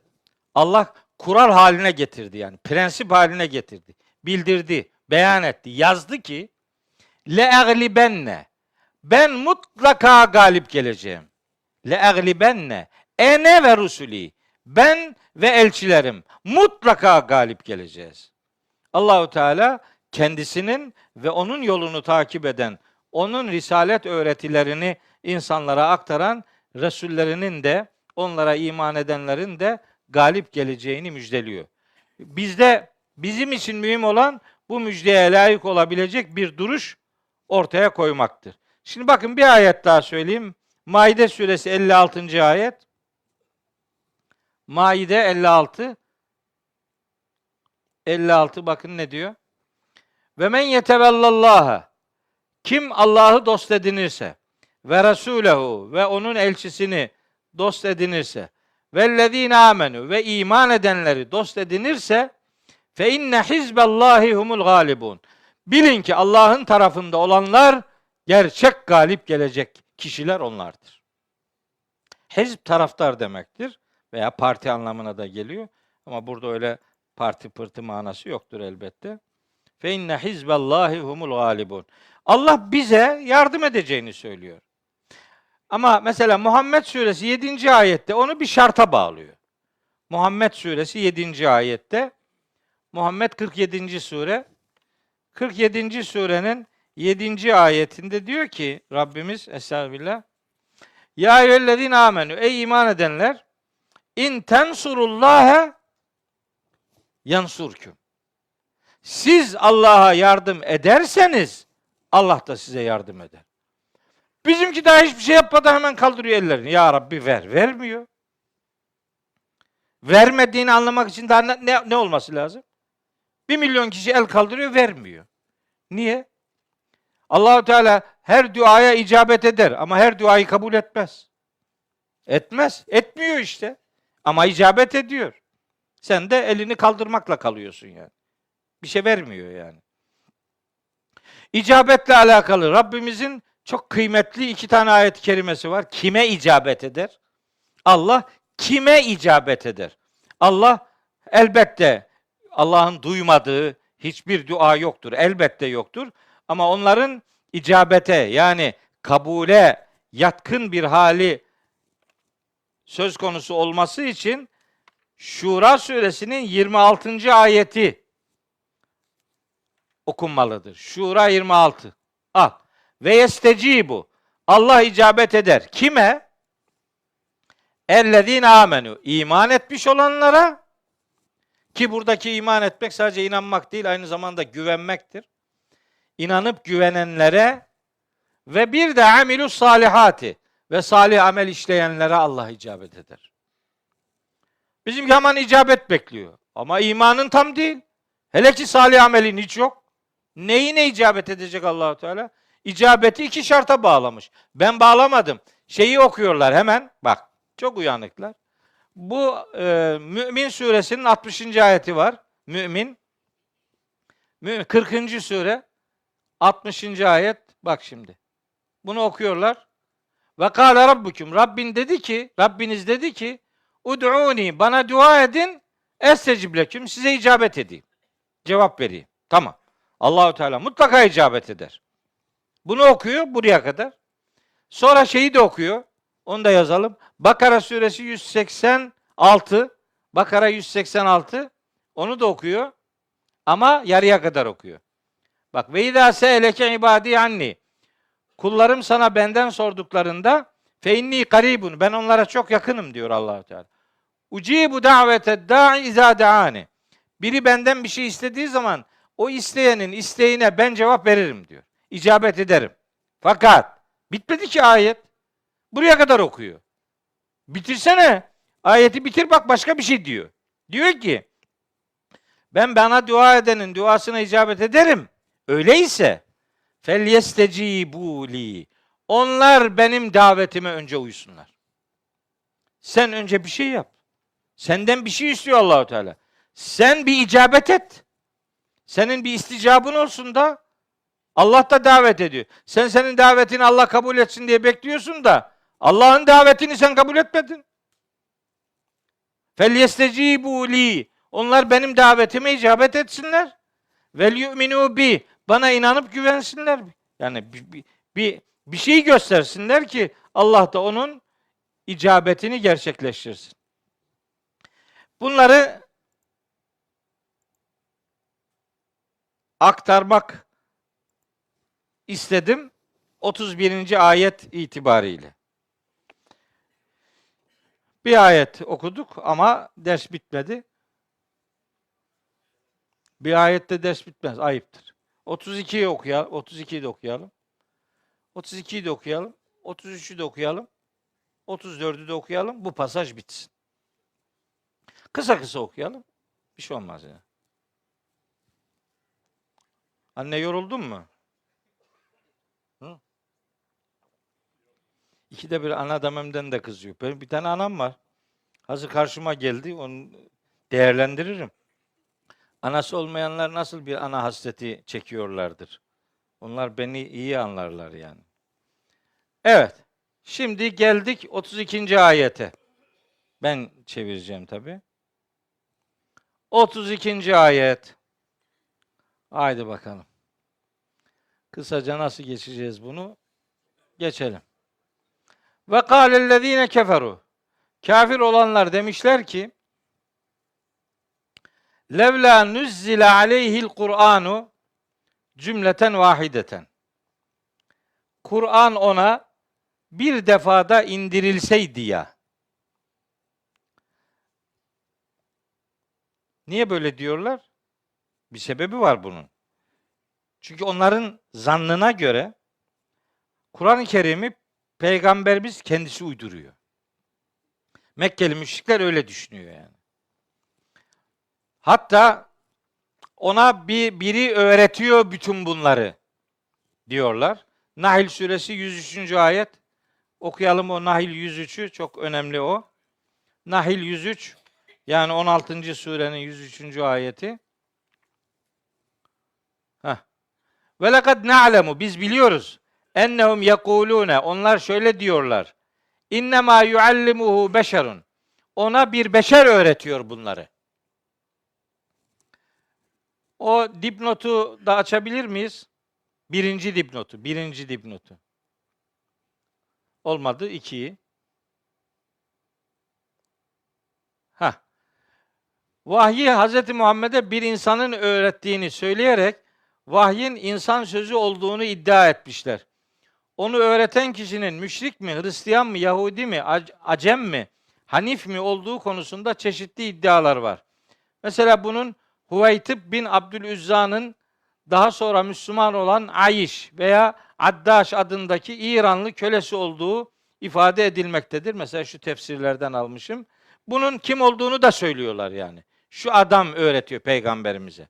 Allah-u Teala diyor ki ayetin devamında, mealini devam ettirelim, dipnotu kapatalım.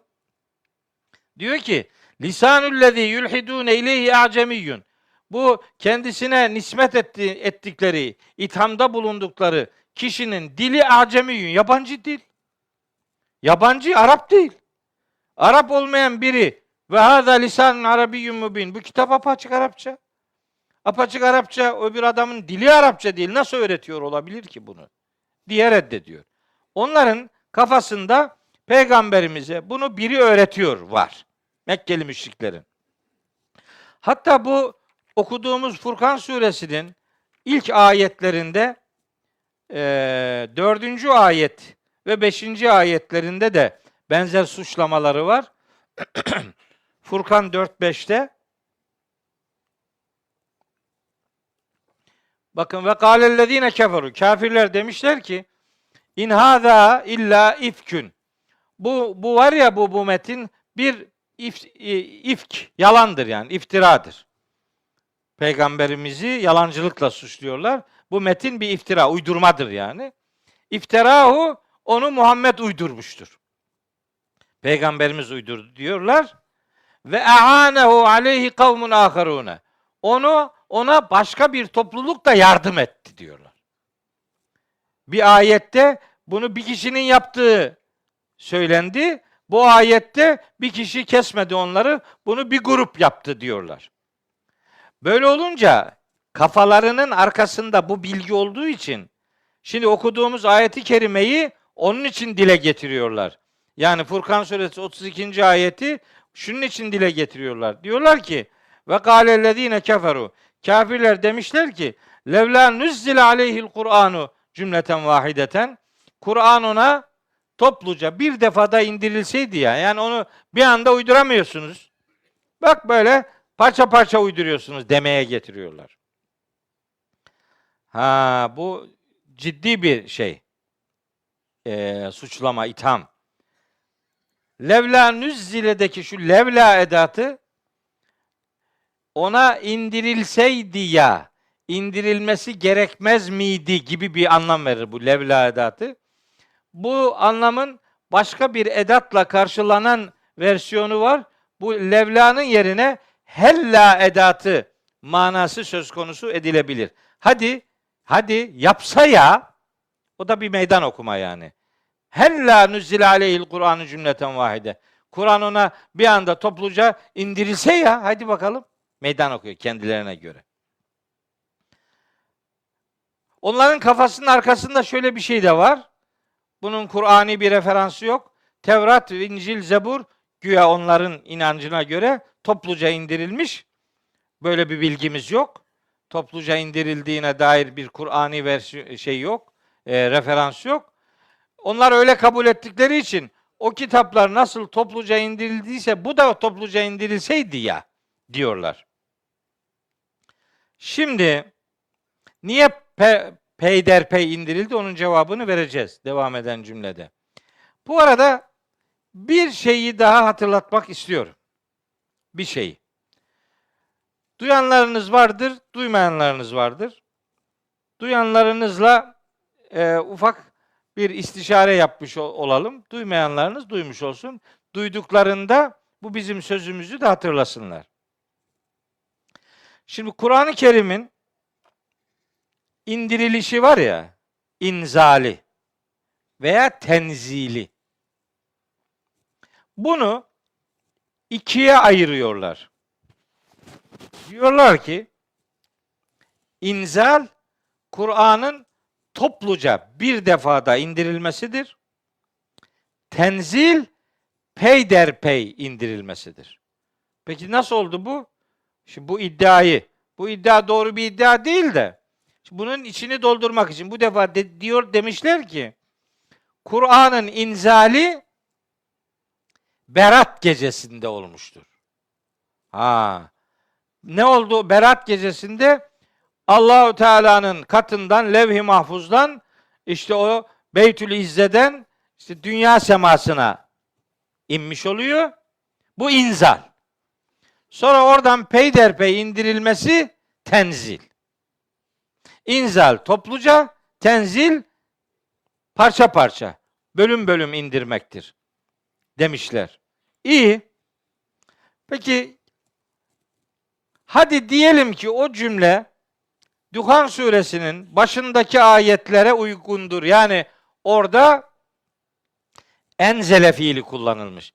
Yani Hamim vel kitabil mübin inna enzelnahu fi leyletin gösterelim. Duhan suresi 3. ayet. Duhan.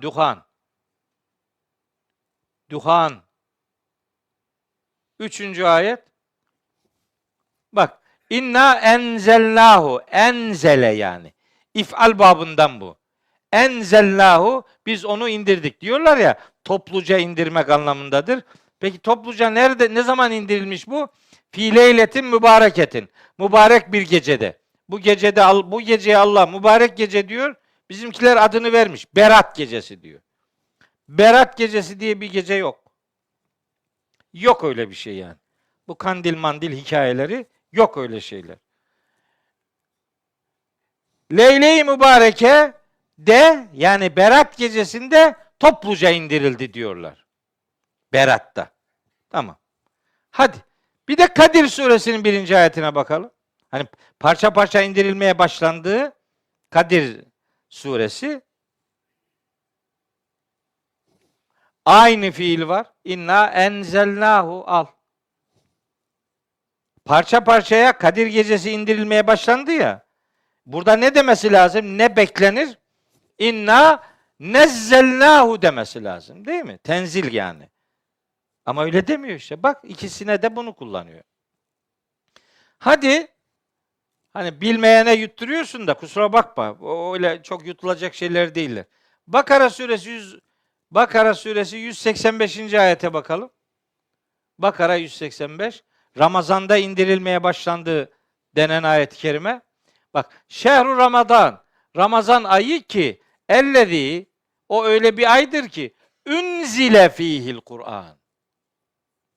Orada Kur'an indirildi.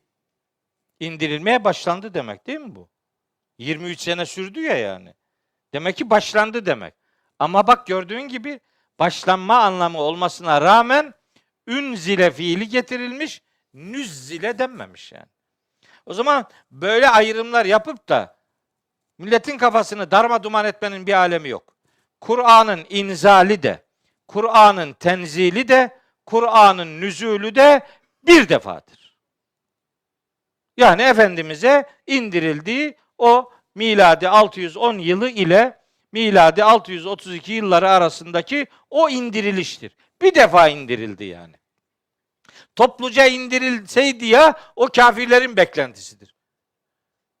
Ya Allahu Teala diyor ki bunu kafirler söylüyor. Diyorlar ki topluca indirilseydi ya. Bizimki diyor ki Berat gecesinde topluca indirildi. La ilahe illallah ya. Ne kadar Kur'ansızlık ama bu ya. Ayıp olmuyor mu artık ya? Furkan suresinde bak sözün kimin sözüne benziyor? Bir bak gözünü seveyim ya. Kimin dilini kullanıyorsun ya? Evet, Furkan 32'de ne beklenir? Aslında burada ne beklenir? O ayrıma göre topluca indirilseydi ya diyor ya. Beklenir ki buradaki o indirme ile alakalı fiil topluca indirme anlamında ünzile olması lazım. Öyle diyorlar ya. Ama öyle değil işte bak. Ve kâlellezine keferu levlâ nüzzile diyor ya. Bu ayrım doğru bir ayrım değil. Onu sizinle paylaşayım. Bilmiyorum duyanlarınız var mıydı? Vardıysa benim bu düşüncemi de o duyduklarına ilave etsinler. Duymayanlarınız var da duyarlarsa bu sözlerimi hatırlasınlar. Evet. Kedalike. İşte böylece diyor ki Allahu Teala. Bu kezalikenin burada yani gramerden kaynaklı 3 tane farklı anlam boyutu vardır. O detaya girmiyorum. Yani o çok gramer incelikleri olacak. Oraya girmiyorum. Kedalike işte böylece veya kedalikenin çok güzel bir anlamı var da bunu pek veremiyoruz. Yani kedalike haklısın demektir yani. Yani haklısın. Bir anda da indirilebilirdi bu. Ne olacak yani? Allah'a ne müşkil var ki yani? Allah bunu bir anda, bir saniyede, salisede ne bileyim hiçbir zamanla sıkıştırılmayacak kadar dar bir dönemde indirebilir Allahu Teala. Buna Rabbimizin gücü elbet yeter ama bunu tercih etmedi. Niçin? Şimdi söylüyor. Sebebini söylüyor. Niye topluca indirmedi bunu? Niye peyderpey indirdi? Diyor ki linüsebbite bihi fuadeke. Al. Linüsebbite bihi fuadeke. O vahiy ile yani o Kur'an ile bu hu zamiri Kur'an'a gidiyor. Kur'an ile senin gönlünü dayanıklı hale getirmek, senin gönlünü tespit etmek, senin gönlünü mukavemetli kılmak için. Yani seni Kur'an'ın hayatla buluşmasını sağlamanın huzurunu yaşayan bir duruşla buluşturmak için. Onun için böyle peyderpey indirdik. Onun için verettellahu tertila. Onu tane tane indirdik, tane tane peyderpey indirdik, peyderpey okuduk yani. Kur'an-ı Kerim bir anda da indirilebilirdi elbette. Ama Kur'an'ın indirilişini Rabbimiz 23 yıllık bir zaman aralığına yaymıştır. Eğer Kur'an-ı Kerim bir anda indirilseydi bunun ezberlenmesi zor olacaktı. Bir anda indirilse. 2, bunun yaşanması zor olacaktı. Hangi buyruğu nasıl yaşanacaktı toplumda? 3, bu kitabın bir Mekke dönemi var, bir Medine dönemi var.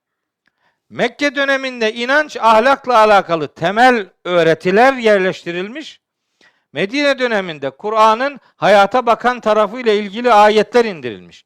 Mekke'de devleti olmayan insanların Kur'an'ın ahkamını uygulama şansı olmazdı ki. Bu kitabın Mekke'de topluca indirilmesi kitabın içeriğine aykırıdır bir defa.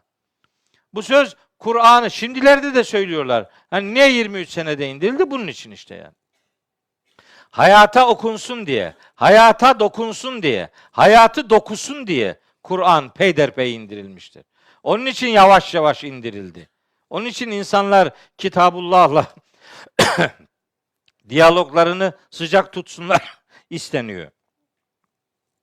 Bu arada mesela hayatın içinde çeşitli olaylar meydana geliyor. O olaylar olacak ki onunla ilgili hüküm gelsin. Nüzül sebebi dediğimiz iş yani. Yani hayatın içeriğinde canlı bir vahiy akışı gerçekleştirilmiştir. Yoksa bunu Rabbimizin bir anda indirmesi ne güç olsun ki? Niye böyle bir problem olsun ki? İşte niye böyle bir istekte bulunduklarının gerekçesini söylemeye çalıştım. Onlar Kur'an'ı peygamberimizin uydurduğunu, onu birinin ona öğrettiğini, bir grubun özellikle yardımcı olduğunu düşünüyorlardı. Ona dair cevap aradılar bu sorularında Ama Rabbimiz diyor ki bu da olurdu, o da olabilirdi ama bu doğru bir yöntem olmayacaktı.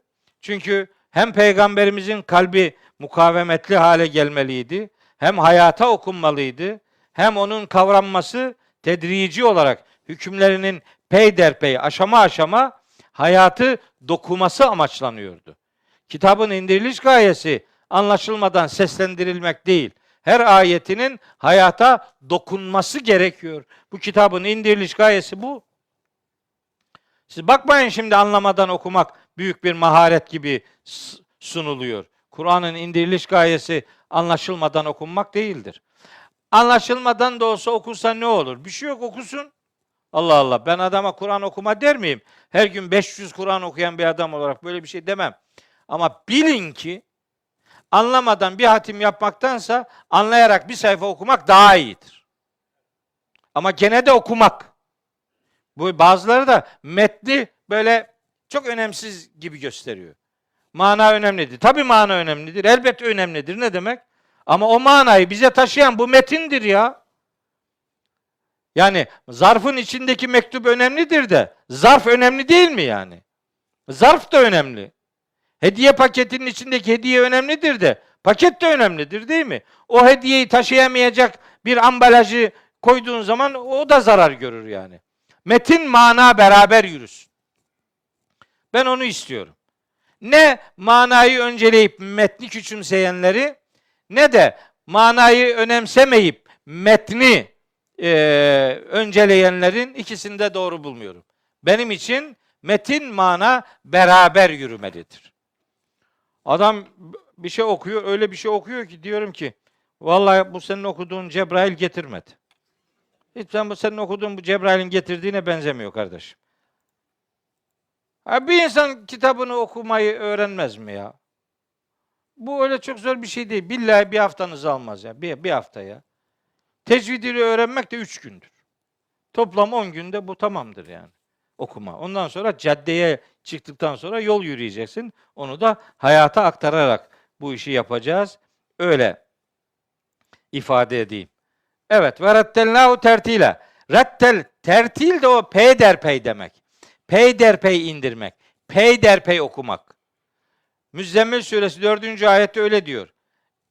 Diyor ki Rabbimiz, gecenin yarısında, ilk 1/3'inde, son 2/3'inde kalk ve rettilil Kur'ane tertila. Kur'an'ı ağır ağır, inceleye, düşüne, adeta Kur'an'ı Kur'anlaşarak oku.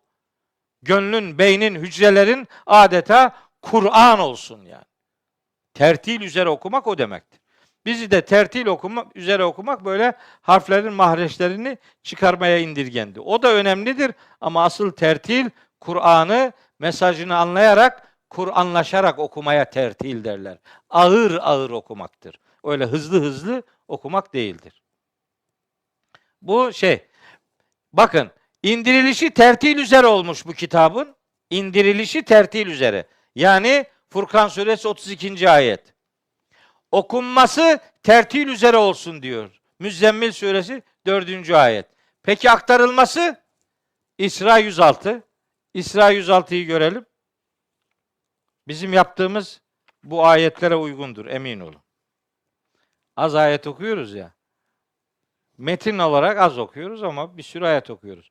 Bakın diyor ki Allahu Teala ve Kur'anen faraknahu. Bu kitabı böyle ayrı yani tefrika halinde böyle parça parça grup indirdik. Niye? Litekra'ehu alen nasi ala muksin. Bunu insanlara yavaş yavaş kıraat edesin diye. Yani bunun aktarılması da yavaş yavaş olmalıdır. İndirilmesi 23 yıl sürmüş. Okunması yavaş yavaş olsun istenmiş. Aktarılması da yavaş yavaş olsun diye. Ya bir günde işte diyelim ki bir sayfa ayeti hızlı geçmektense bir ayeti uzun okuyup anlamaya çalışmak daha doğru bir okuma biçimidir. İşte İsra 106, işte Furkan 32, işte Müzzemmil 4. Bu 3 ayet bizim Kur'an'la diyalogumuzun nasıl olması lazım geldiğini bize öğreten muhteşem 3 Kur'an pasajıdır. Geçtik 33. ayete. Çok acayip güzel bir ayet. 33. Hepsi güzel. 33. 33. Biz yapacağız tabii.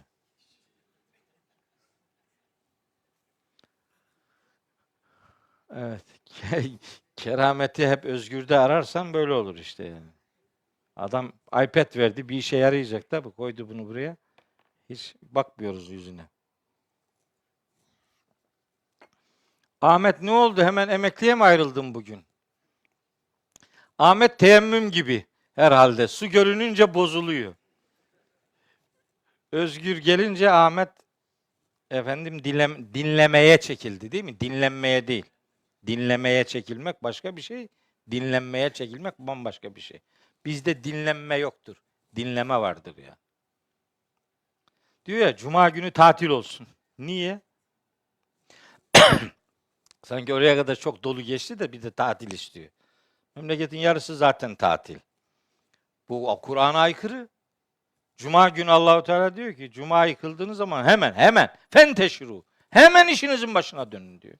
Allah işinizin başına dönün diyor. Adam diyor tatil olsun. İnsan bir düşünülmez mi bu Kur'an'a aykırı mıdır, doğru mudur, uygun mudur? Slogan atıyor mesela. Şeyde diyor ki Duha İnşirah suresi. Feiza feragte fensab. Biliyorsunuz da orayı. Onu nasıl anlıyorlar biliyor musunuz? Boş kaldığın zaman namaz kıl. Allah Allah. Feiza feragte fensab. Nasıl o demek oluyor bu ya? Feiza feragte fensab. Feiza feragte bir işten fari olduğun zaman yani bir işi bitirdiğin zaman fensab hemen diğerine kalk.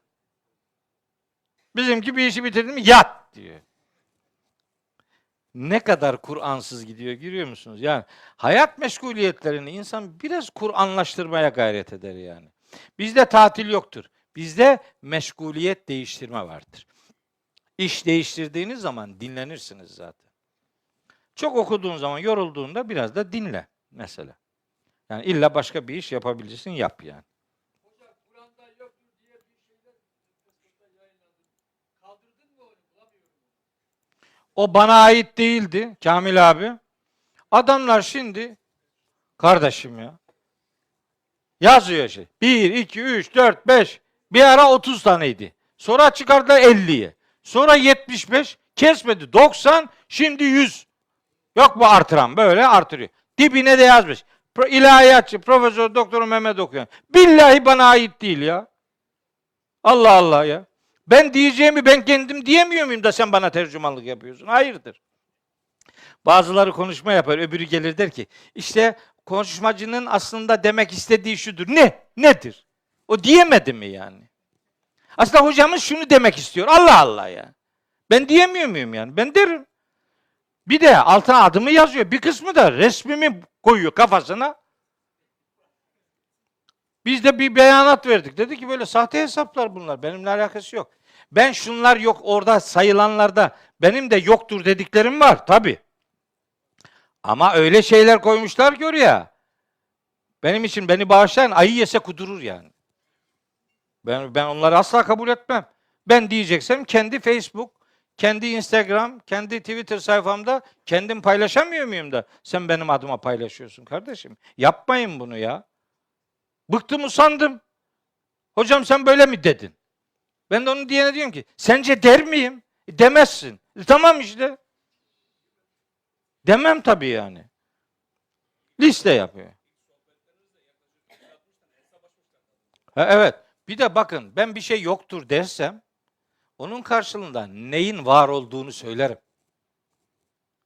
Ben o yoktur dedim mi onun varı nedir onu yazarım ben.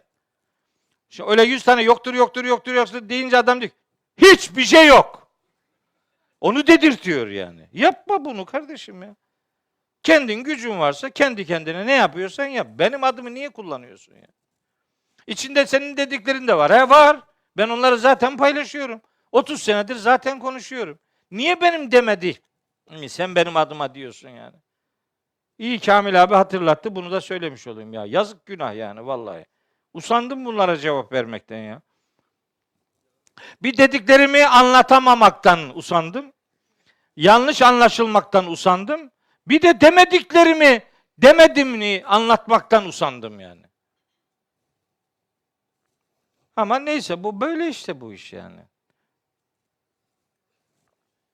Evet şu ayeti okuyalım. Ve la ye'tuneke bimeselin illa ci'nake bil hakkı ve ahsene tefsira. Şimdi bana diyorlar ki hocam kitap bir cilt, sen yazdın 30 cilt. Sen ne yazıyorsun buraya? Hayırdır? Bunu bana diyor da mesela kendi okuduğu, takımının okuduğu kitaplarda da var öyle ciltler. Onlara demiyor. Ona demiyor ama bana diyor. Sen ne yazdın? Demek istiyor ki hani laf salatası yaptın, uydurup duruyorsun deme. Onu diyemiyor da işte kibarca böyle çeviriyor yani bu kadar. Şimdi ben bu ayet bize bunu diyenlere de cevaben okuduğum bir ayet-i kerimedir. Rabbimiz buyuruyor ki o Mekkeli kafir müşriklere diyor ki peygamberimize moral vermek için. Ve la ye'tuneke bi meselin, onlar sana hiçbir misal getirmezler ki illa ci'nake bil hakkı. Onun hak olarak cevabının ne olduğunu biz söylemiş olmayalım. Yani onlar sana misal olarak ne getirirlerse getirsinler, bil ki onun hakikatte karşılığı nedir onu biz biliriz diyor. Yani senin moralin bozulmasın. Sana bir şey soruyorlar. Seni çaprazda bırakmak istiyorlar. Seni çaresizliğe itmeye gayret ediyorlar. Hiç moralin bozulmasın diyor Allahu Teala. Ne misal getirirlerse getirsinler.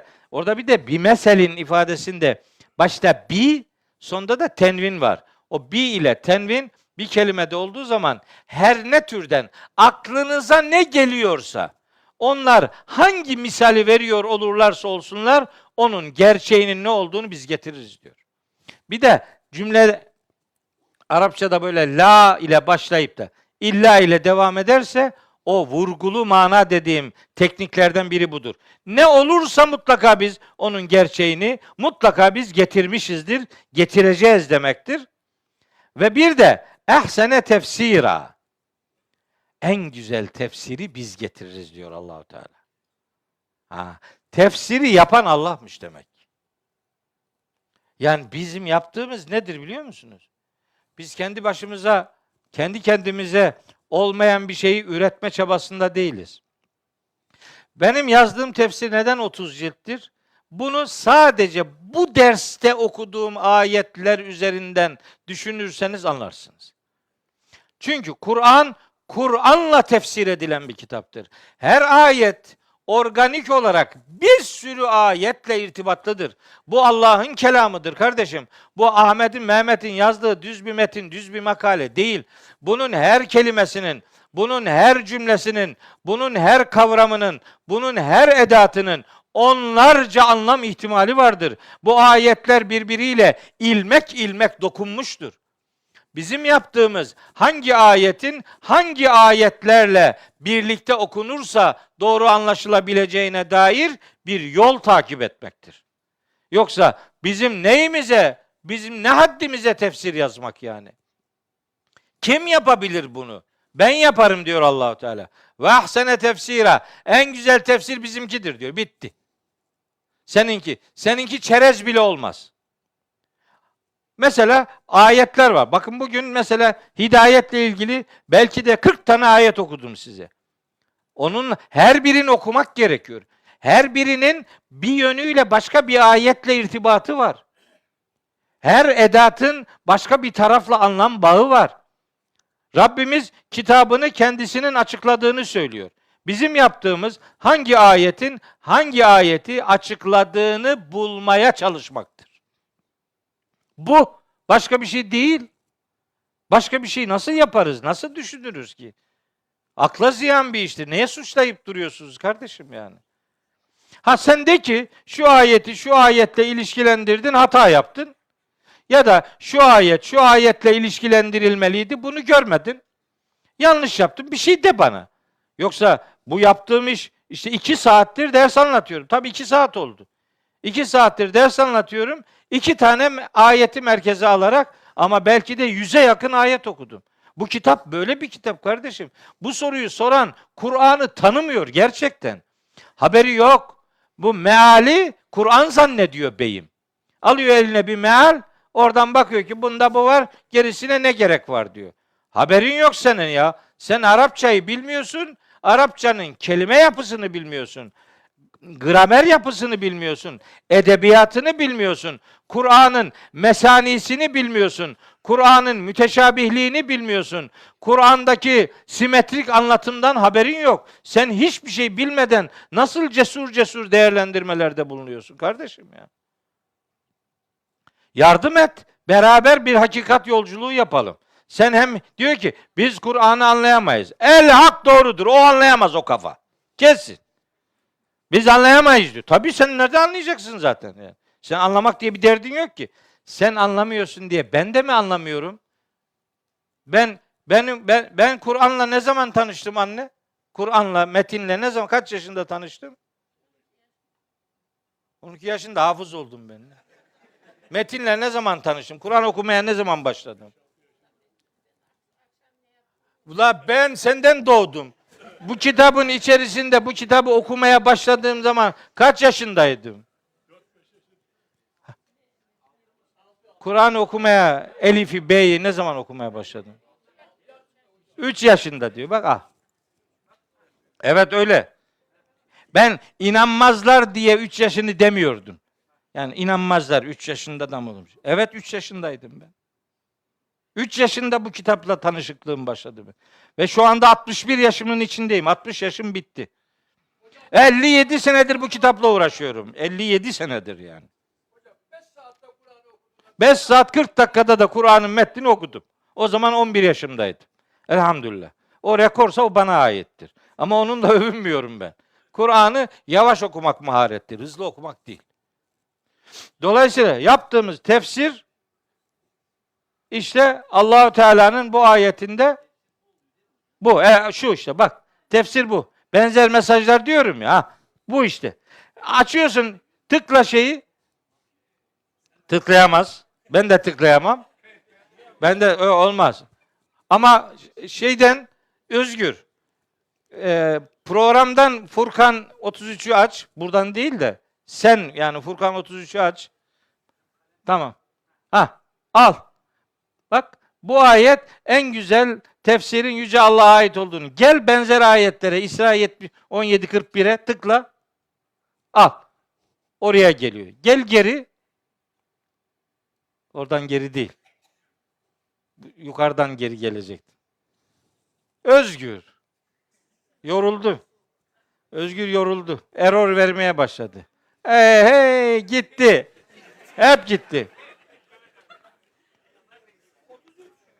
Furkan 33'e gel. Özgürcüğüm Furkan 33'e gel. Tıkla 1'e dipnota. Geldi mi şimdi burada benzer ayetler? Şimdi İsra 17:41 bu ayetle alakalıdır demişim bu. Bu bizim Kur'an okuyan uygulamamızdan. Tıklıyorsun 17:41'i yani onu tıkla 17:41. Ha. Bak bu ayet geldi. Şimdi bu ayeti okuyorsun ya yani İsra suresi 41. ayet Furkan suresinin 33. ayetiyle alakalıdır. Geliyorsun buna orada da 1 var bak 1. Tıkla al. Oradan da bu ayetlere gitmen lazım diyor. Kur'an'la tefsiri işte. Bu böyle bir şeydir kardeşim. Bunu biz üretmedik. Bakın bu peygamberimizin ürettiği, peygamberimizin uyguladığı bir tekniktir. Efendimiz Aleyhisselam Fatiha suresi 6. ayeti okurken ihtina sıratal müstakim sıratal lezine en'amte aleyhim var ya kendilerine nimet verdiğinin yoluna sıratal lezine en'amte aleyhim kendilerine nimet verdiğinin yoluna ifadesini açıklamak için demiş ki bu Nisa suresinin 69. ayetiyle anlaşılır. Nisa 69'a bakalım. Nisa 69.